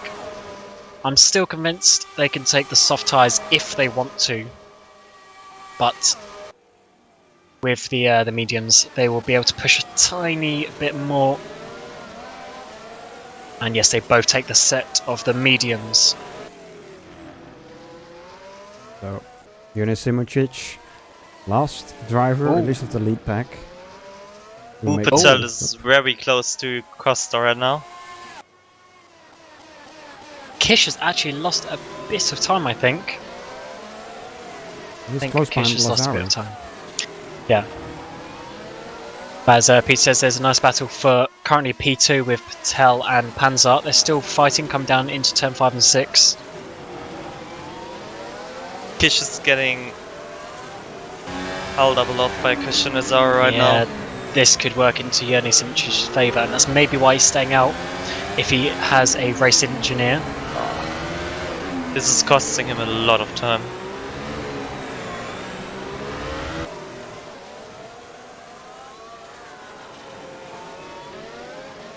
Oh, Lazaro is also very slow on acceleration here. If Kish can't get past before the braking zone, this will be horrible for him.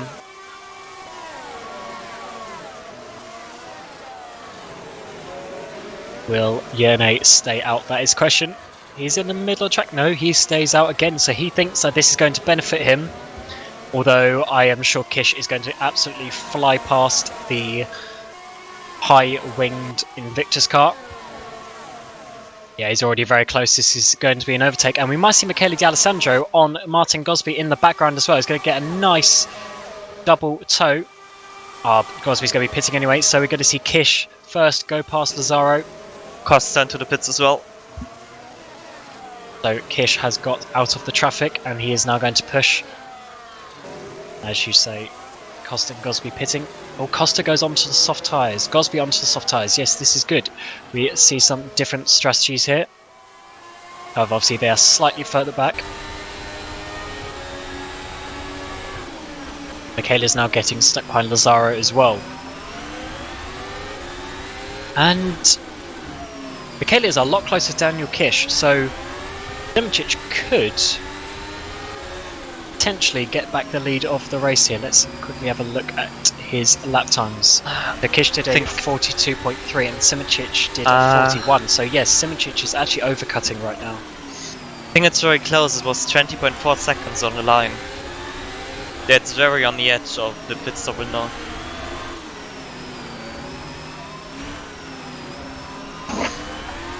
Also depends, for instance, on the pit entry. We've seen a couple of drivers fighting for the pit entry and getting speeding penalties. Look at the gap Kish has to Lazaro already. Michele is losing a lot of time as well behind Lazaro. He's nearly 2 seconds. He's over 2 seconds behind Kish now, just because of one lap behind Lazaro, and Yerny is into the pits. Yeah, Yerny into the pits. Please take the soft tyres. I really want him to take the soft tyres to make this a nice, interesting... And he has, yes. Yes, so this is going to be very interesting if he comes out behind Daniel Kish. Kish gained 2/10 in the middle sector onto Yerny. It's gonna be close. Might he actually get him? He's got him. Yep, Jonas Simicic in front of Daniel Kish. Daniel Kish lost too much time behind Christian Lazaro and lost the position now. And Jonas Simicic with the better tire, the soft tire, in front of Daniel Kish now. But of course, Daniel Kish's tires will be a bit better at the end of this stint, probably. But only 16 laps remaining. They might have given away the win here to Jonas Simicic once again. But it's not done yet. Still 16 laps to go. Anything can happen. Yeah, we'll have to see how Yerne's tyres drop off. However, we saw even in the academy race, some people got 14 laps out of the super softs on a full tank of fuel. So hopefully Simicic will not have any issues for 16 laps on the softs. And this is going to be quite difficult for Daniel Kish. However, Daniel Kish will be able to push however much he wants. Oh, and Sander Callas has DNF'd. Sander Callas has DNF'd. He was only P16 anyway, but he is now out of the race. Not the best for him, as he had a grid penalty as well from an incident last race. We now have 16 drivers left in this race. And Yene needs to get past Jafoni in front of him now, within the next 2 DRS zones. Otherwise, Yannick Kirsch will just check up with him again if he gets stuck behind Jafoni in the infield. And in front of them, Robin Panzer going into the pits as well. I wonder what Jeff will do. Because he may have to make another pit stop. So, does he fight these guys, or does he just do his own thing and let them go past? We'll have to see. But it's going to be really difficult for him to get to the end. Oh, Panzer be managed nice to overcut Ricardo Costa and Mohamed Patel. And Bitchy Hoyer. Bitchy Hoyer is in front of them. We saw him pit very, very early to those medium tires. Managed to get a bit of a gap to Panzer, but it's not that big. Panzer is on the super softs. Yep. Yes. Panzer is on the super soft, and last lap Patel pit for the mediums. So I'm not sure if that was a mistake for all these guys using the mediums. And Edge and John Lacey they are sister teams, so they are obviously on the same strategy, and that's what they wanted. But ACR going for something a bit different.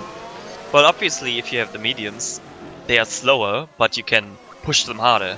You can take more out of it because they normally last longer, but if you only have 15 laps, you can push them as hard as you want. And Robin Panzer is someone who's known for being kind on his tires. He did a lot of very long stint on soft tires earlier in this year, even in preseason, and maybe he thinks it's the best for him if he takes the softest tire and just tries to nurse them home. Now Simicic will be getting past Fournier here onto the main straight.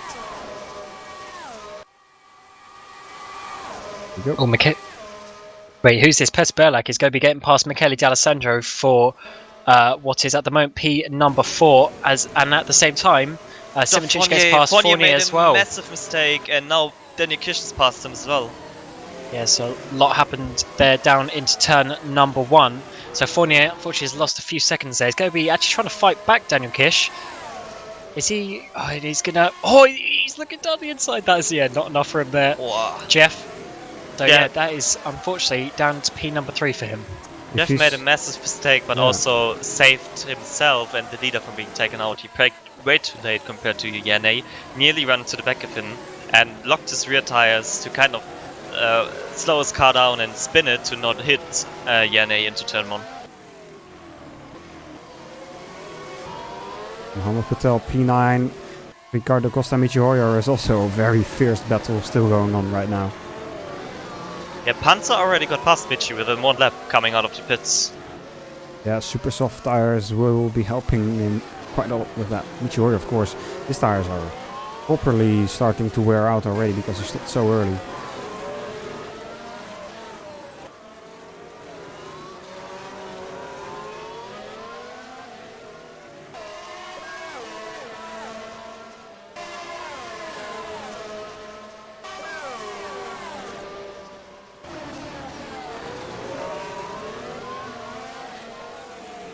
Patel will be trying to get past Costa and Hoyer here maybe.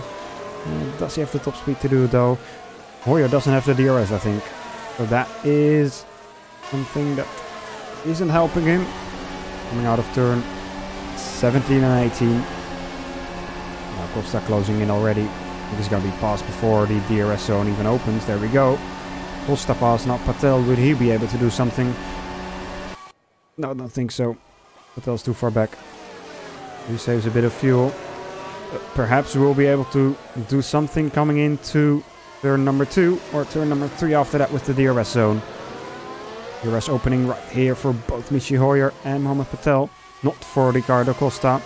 It's a bit too far back from Robin Panzer. And there we go. Patel alongside Michi Hoyer. Braking late, both of them. Bit of wheel banging. Patel's gonna have the inside for the next corner. Michi Hoyer squeezing him a little bit, but Patel manages to at least stay ahead for now. Patel squeezing Hoyer quite a lot there. Again, side by side. Next corner is for Patel. A bit of contact there on the rear wheel of Mohamed Patel, but it seems that Patel is past there for position 9 or 7. Sorry.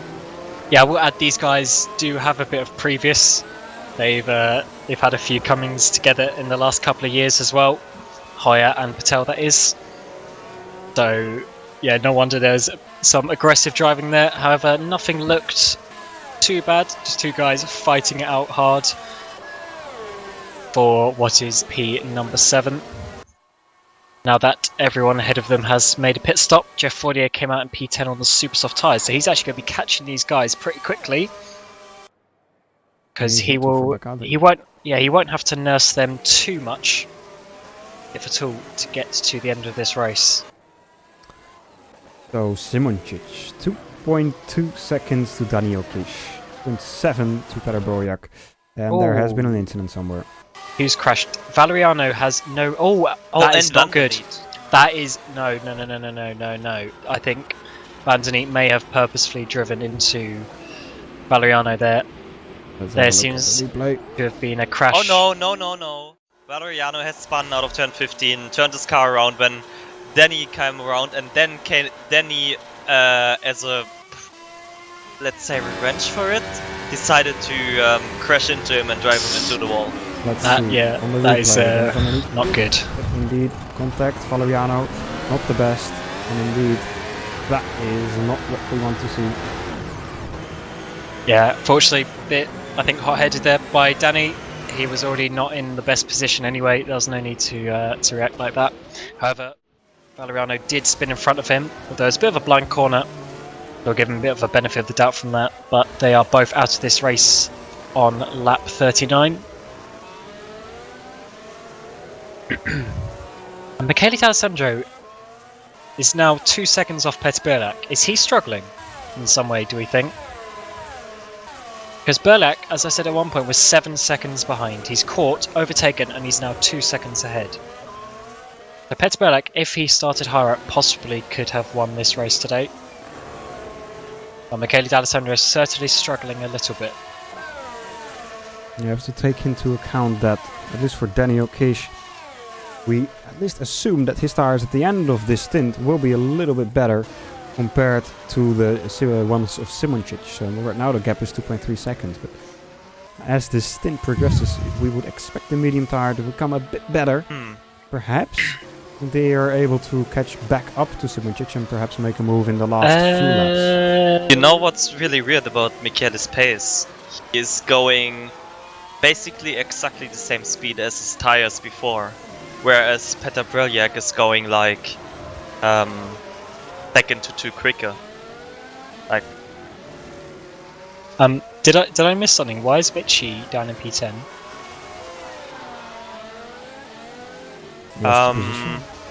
He lost the position to Joff. He was off track. Let's see if we can have a quick look. Was getting slipstreamed by Jeff Fournier onto the main straight. No, we can't get a replay of that. Yeah, I'm just looking at it. No, he was just getting slipstreamed by Jeff Fournier on the main straight and got passed into turn 1. It just seems he's lost a lot of pace though. He's dropped. He also lost the position to Martin Gosby, so I will take a look at this.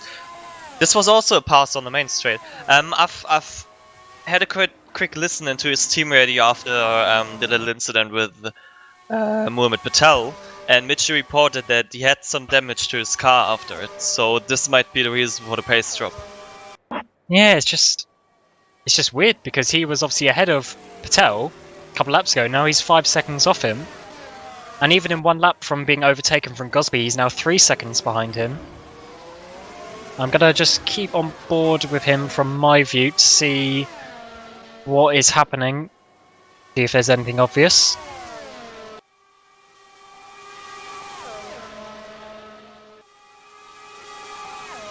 Lazaro making a move on POP now for P12, P11 in the race. Around the outside of turn 1. Pretty nice move there from Christian Lazaro. Usually Invictus driver that is not within the points. And well, unfortunate day for Invictus, which went from a very, very good start of the race as Kirill Budikov took pole position. But right now, Christian Lazaro fighting for P11. Pretty hard, to be honest, with POP. By side still. Coming to turn 6. But Kirill Budikov had to DNF due to some penalties in the pit lane. Yeah, that could actually be quite an important battle because in the Constructors' Championship, there are 3 teams on 0 points, which is Invictus, Ground Effect, and Flag to Flag. So if someone else DNFs, this could be for the final point. And obviously both of those drivers want to get onto the score sheets for their teams this year. I think POP was on really old tires though. He was the one who took his mediums up until lap 30, I think. So he's trying to take the mediums to the end, and Lazaro just pit quite recently for his super softs.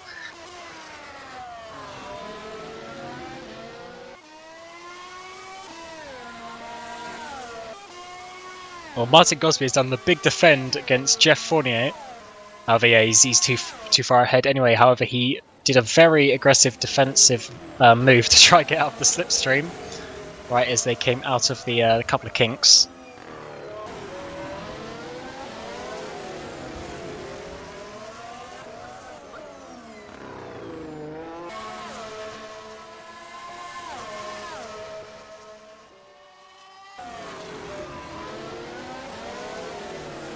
So I'm just going to have a quick look at the pace.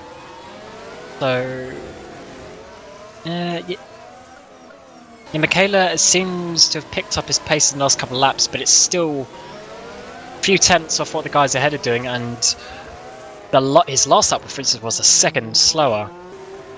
So he really does not have pace today. However, P4 will still be a good result, and he's some 10 seconds ahead of Robin Panzer.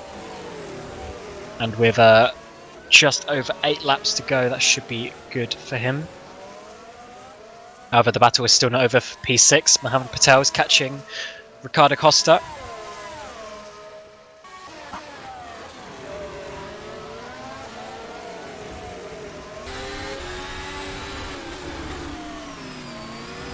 Now Patel is going to be looking to get on the power out of turn 16 and through the kinks of 17, 18, 19 and 20.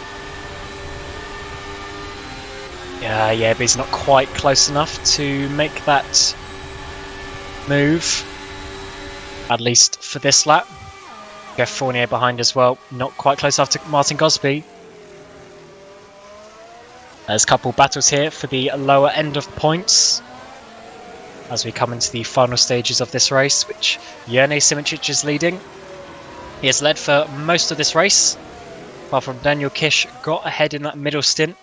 But on strategy, Simičić got back ahead as we came into this third and final stint. And being on those soft tyres, he's a little bit quicker as well. Patel not trying to get past Ricardo Costa. Pressure medium tyres compared to Ricardo Costa's is soft. Here we go up to the inside, side by side.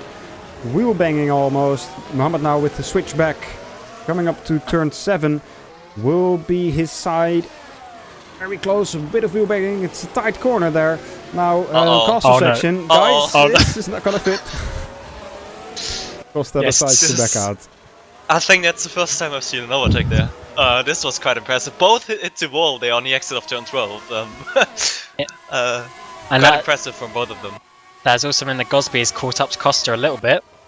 So this could be double trouble for Riccardo Costa. If he is not quite quick enough, Gosby could be Not getting only- a place as well. Not only Gosby, but Job Fournier right behind them on fresh super softs.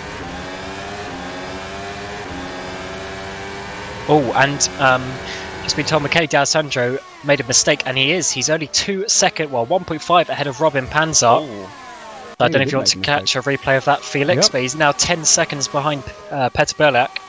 oh no, I think I know what he did. Yeah, let's He wait. ran Oh, right Ricardo, before the one sec, castle one section. sec. Gosby is getting past Riccardo Costa down into turn number 1 on the outside, and Gosby makes that move, and Costa almost spins it, so his teammate Jeff Mick. Fournier is going to be getting past as well. Let's have a look at that replay right now. So, on board with Michele D'Alessandro. What did he do coming into the castle section? Braking. Too late. Then has to do the reverse. And back into first again. Just missed his parking spot. And goes back onto the track again. That's not helping him at all, but luckily he had a bit of a buffer to the drivers behind him. Yeah, Michele is clearly not quite on it today. However, that was the safe option to just take the escape road and not crash into the wall like so many have. And should he do have a bit of pace left in him, he should be able to keep his P4 even with that mistake.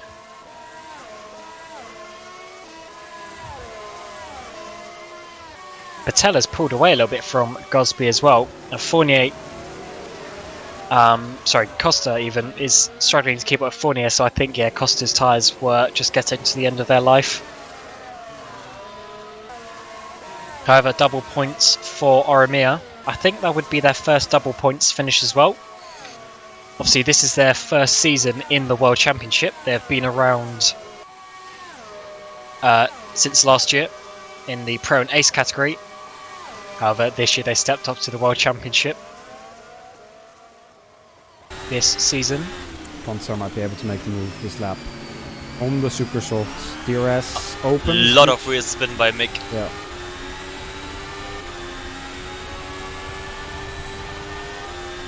Oh, Not enough top speed there for Panzer, but creeping closer to Michele, waiting for the right opportunity to make the move on to P4. Would be a very good result for Robin Panzer. you know what? I think Mick has a little bit of suspension damage. It looks like his steering wheel is slightly to the left, which could explain his pace drop in the last stint. Maybe he hit the wall somewhere and broke his suspension a little bit. Could well be. If his steering's to the left, he probably would have hit the left-hand tyre, so an inside wall somewhere. Maybe in turn 9 in the castle section where we saw him have to avoid a couple of laps ago.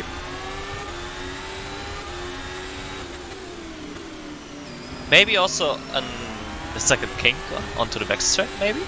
Yeah, possibly where he's just coming now on the exit.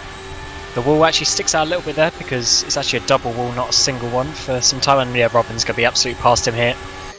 He's passing before DRS even opens.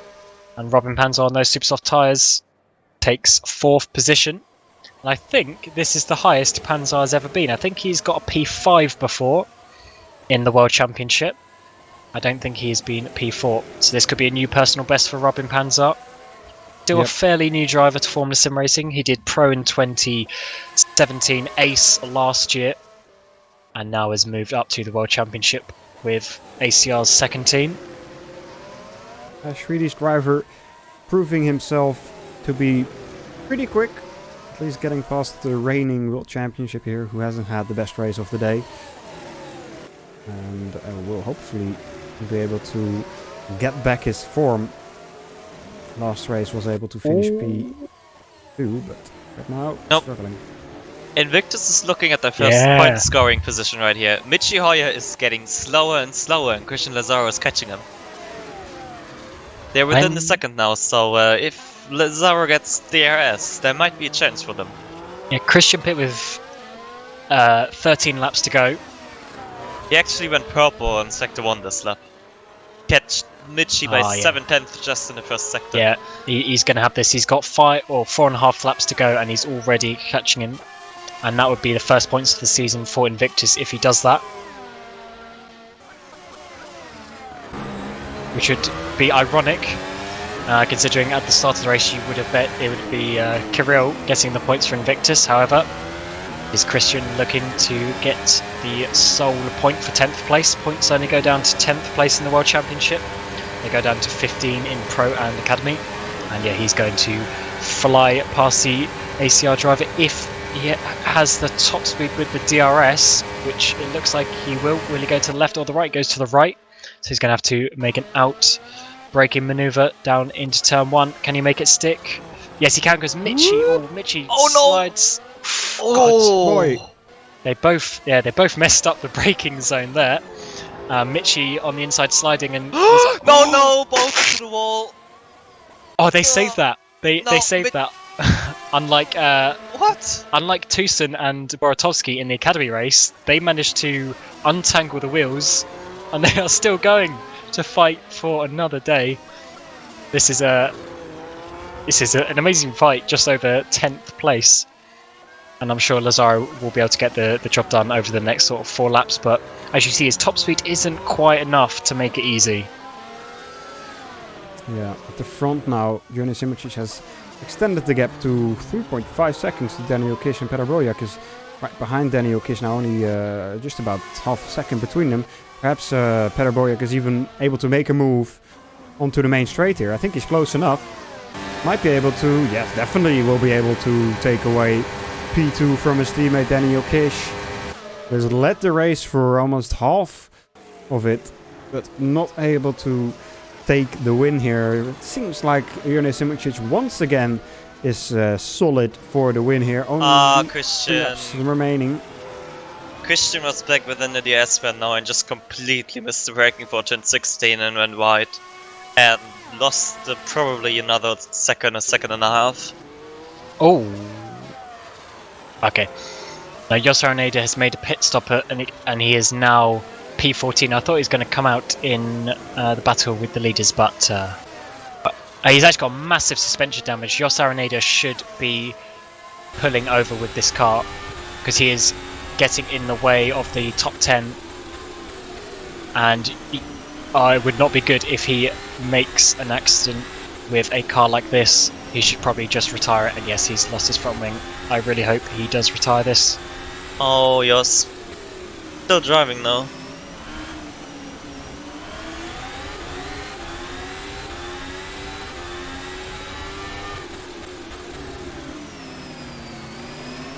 He also has massive suspension damage. He should just park the car.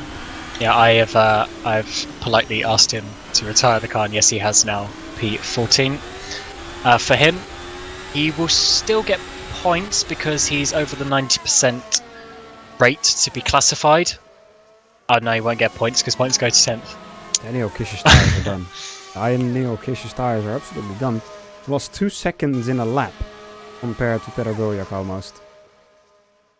And Simocic is just cruising away with the win right now. Only 2 laps remaining.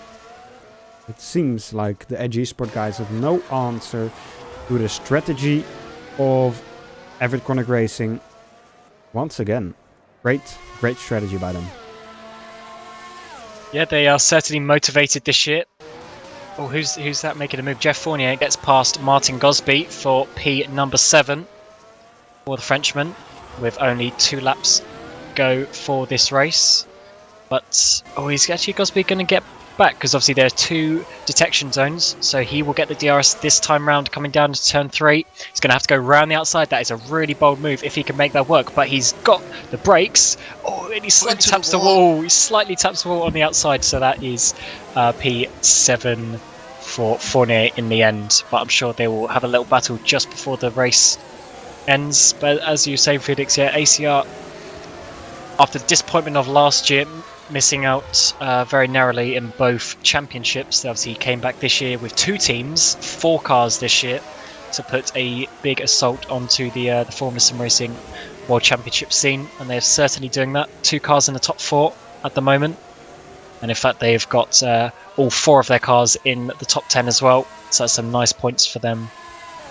And they are obviously working very hard to get these results. However, Berliak not giving up. 2.4 seconds behind with 2 laps to go. He's gained a little. Let's have a look at the laps last time round. So yes, he gained a second on the last lap. If he does that, the next 2 laps as well, we might see a fight across the finish line as Gosby did in the Winter Series back in January. Only one more lap though. Yeah, this is the last lap. Yes. Unless he finds 2.4 seconds in this last lap, Simoncic's tires are suddenly absolutely dead. I don't expect that to happen. Simoncic and Kish did the exact same lap turn last lap though, so maybe it's tires. But Kish is on the mediums. Yeah, perhaps.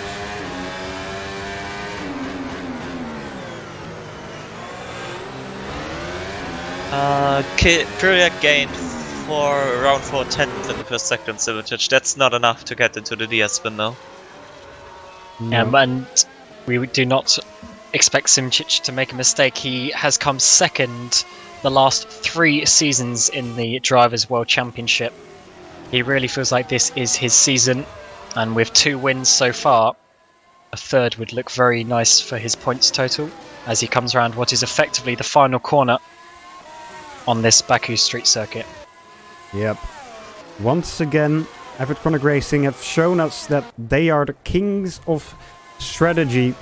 Jonas Simoncic is coming across the line to take his 3rd victory in a row. 3 races out of 3 for Jonas Simoncic. Once again, winner here in Baku, round 3 of the Formula Sim Racing World Championship. Amazing drive by Jonas Simoncic there. Petr Bojak finishing in P2 and Daniel Kish in P3. Martin Gosby's getting close to Fournier. Will he have enough top speed to make it to the line? They're getting closer and closer. Gosby side by side with Fournier. He manages to get past before the finish line. Gosby finishes in P7 ahead of Fournier. Yeah. Just like he did in the Winter Series back in January. As I said last lap, he is the master of timing that slipstream to perfection. He gets P7. Right, so Robin Pantsar in P4, great drive for him. Best finish in the World Championship from him so far. Michele D'Alessandro, disappointing race in P5. Mohamed Patel P6 and P7 to Martin Gosby. Fournier, good drive to P8. Costa, also Ormila Simsport, HME Ormila Simsport I should say. And then Michi Hoyer closing off the top 10 and gets the final point. Then Christian Lazaro in P11, just outside of the points. P.O. Pief in P12 and Stephen Michaels rounding up the finishers here today at the Baku City Circuit. Great race we've had today, and once again, Jonas Simoncic is the man of the day. Yeah, what a drive from him. He controlled the race in the first stint, and then he just let Kish lead in the second stint. He was lifting off, didn't want to overtake, and then he used the strategy. And then those soft tyres at the end to make sure he got the win. That was a very nice race indeed from Jonas Simoncic, who looks like the man to beat, I have to say. Indeed, he is. So we will be waiting to get some interviews with these drivers. Hopefully, again, get them very shortly. Now, once again, different strategies. I've said it in multiple races so far. The tires this year seem to be, so well balanced that the drivers are almost always on different strategies, but always at the end seem to get relatively quite close to each other. I don't think the gap between first and second this season has been much more than 10 seconds. Maybe in Australia, where Simoncic really was dominant, but last race in China, we saw it. There was millimeters between him winning or finishing second, as we see him do some nice donuts here at the exit of turn 16. He is definitely happy with his 3rd win here at the Baku City circuit.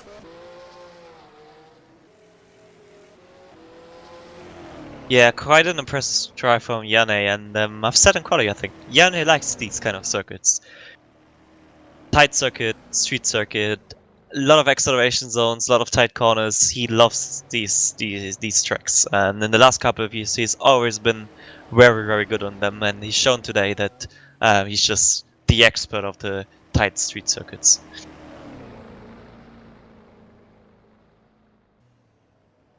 All right, so as we just wait a bit longer for the drivers to get ready. We do. We've got 2 drivers, so if we just jump over to the All right. that one.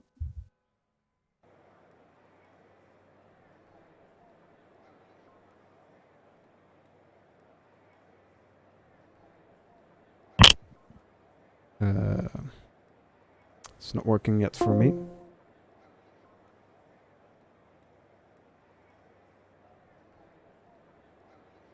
All right, so in the commentary box with us right now, we have P2 finisher Petr Boljak. Petr, nice race, P3 or P2, sorry, in front of your teammate, just about. How do you think your race went? My race was lost in qualifying. That's basically it. I mean, I had pretty nice pace. I was surprised that I got away with like 3 times when I hit the wall and the car wasn't that damaged. So that was a bit lucky. But other than that, yeah, I was getting through the traffic and tried to save a little bit for the last stint, like here and there, so I can close up. That worked pretty well, but Jerne was just a bit too fast today. Yeah, Jerne was quite quick once again. You chose to go to the medium tire at the last stint. ACR chose to do the soft tire. Do you think that helped them a lot, or do you think that didn't make much of a difference? I think the soft behaved faster in the first half of the stint, but second half kind of evened out. And then towards the end, the medium was maybe a bit faster. I mean, we went for the safer option with the mediums because I think we also adjusted the setup a bit towards them. So I don't think it would have made much difference. All right. So looking forward a bit to the next race, Canada. Do you think you will be able to beat Jerne Simoncic there? We don't know because we might not even make it or just about make it to the race. All right. So that's going to be difficult for you if you have to place 2 replacement drivers in there. Well, thank you, Petr, for joining us here, and best of luck in the next race. Let's hop over to Jerne Simoncic, winner of the day once again. How does it feel to win the first 3 races of the season already, Jerne? Well, it's of course awesome, but again, none of the victories was like dominant. I think for every win I had to work really hard, and one little mistake could cost a lot. So this race I had no idea what to expect, because it was like almost closer to oval racing than like road racing. As even if someone was 4 tenths slower, he could still keep within the DRS. At least that was, I got that feeling from the team practice over the last few weeks. So, yeah, of course, the qualifying was all about the drafts, and fortunately I emerged out at almost at the top, and I'm not sure what happened to Kirill, but yeah, I don't know. The strategy was really interesting, but in the end, it was just enough for P1. Yeah, was it a pre-planned strategy to go to the softs at the end of the race, or did you decide afterwards? We saw your teammate Michi Hoyer stopping very early for the mediums, which didn't really work out for him. But you going to the softs in the end was predetermined? I knew that I would start on super soft and then switch to medium, and then everything was left open. So either one stop or medium or soft or super soft. I really could not calculate in my head what would be the perfect strategy, so I just kept it open. All right. So looking to Canada, what do you think you will be able to do there? It's kind of a my goal, of course, is to make it 3 out of 3 in the past 2 years. I had quite a good pace there, so I hope to continue that. But of course, I still hope to have good racing with the not Musto, but what is it, Edge and Jean Alesi drivers. Yeah, I think they will be at least trying their best to at least get one win in the last 4 races. Cameron, Peter, do you have any questions for Yone? Yeah, I just want to say, well, congratulations for 3 races in a row. And do you do you think this is going to be it for the season? You versus Edge versus John Alesi, or do you think that they will sort of have a bigger advantage at some stage in the season? I think it will be like even fight between all the ACR and the other guys. So maybe I had the advantage on track, but the qualifying could have easily turned completely the other way around. So like maybe Robin could be P2 and Michi P3 and I could be P9 because it was a lot to do with traffic and with luck. So in that case, I can see Robin easily finishing like on podium and myself in P7, for example. So, but I'm not presupposing anything for the following races. What's the secret with you in street circuits? Like every time we go to a circuit which has walls very close to the track, you're just better than anyone else. I don't know. Again, I don't think I was better than anybody. I mean, I was okay. I was better than most today, but I think like Peter had better pace than me, but he had to start further from behind. Also, I never really felt comfortable to take the castle as fast as I should have, so I lost 2 tenths every lap there. Um, so yeah, I don't know. I like. I mean, I prefer fast corners and I prefer like spa type of track, but since I was young, I also loved a lot the tracks with really long straights. Yeah, congratulations. It's always amazing to see you on street circuits. Thanks. Yeah, again, congrats, and let's switch to P3 driver, and then Daniel Kish, also from Edge Esport. Good day for Edge Esport, if you look at it like that. P2, P3, don't you think, Daniel? Yeah, well, it's a nice feeling that finally my season has started. So I've been waiting for this for a long time now. So I had a dreadful start here and the other F1 league as well. So I was waiting for this, and finally it came. Yeah, and it's a good result for the team. So I'm happy for that. But would have been happier with the win. But I'm even happy. So I could have kept P2, but I'm happy with the P3 because I didn't really have the pace. So I don't really like traction tracks like this. So it's a pleasant surprise that I could finish on the podium. So I'm happy with that. Yeah, after the first stint, you got stuck a bit. I believe it was Christian Lazaro from Invictus. Do you think you lost at least compared to Jonas Simoncic, who spitted, I think, 3-4 laps later than you? Do you think you lost the lead to him there? Probably, but I could be in front just because Janai let me. So he didn't really defend in the second stint. He just let me through. So it was obvious that he wanted to fuel save a bit. Overall, I think he had the better pace. So probably I would have kept track position if it wasn't for Christian. But yeah, it's racing, so it's normal. Yeah. Yeah, you said that you don't really like traction circuits like this. So I guess Canada wouldn't be your favorite circuit either? Of course not. I don't like it at all. But as Petar said, so it will be even tough for us to make it because we'll be at the media day for a different league, and then we're coming back on Sunday. Hopefully, we will be on time and make the race. All right, yeah. So that's a tight schedule. Hopefully, you make it back in time. We'll be ashamed to miss you. Thank you for doing the interview with us, all of you 3 drivers. And again, congratulations on your podium and, of course, on your win for Jurnej Simoncic. I think for us, it is time to start closing off for today. Guys, you've liked the race today, Peter and Cameron? Yeah, this track is always quite interesting. It's very unique, very different, very fast, and I'm sure this racing will carry on to the next races as well. Yeah, I agree with Cameron. I think it was quite an interesting race to watch.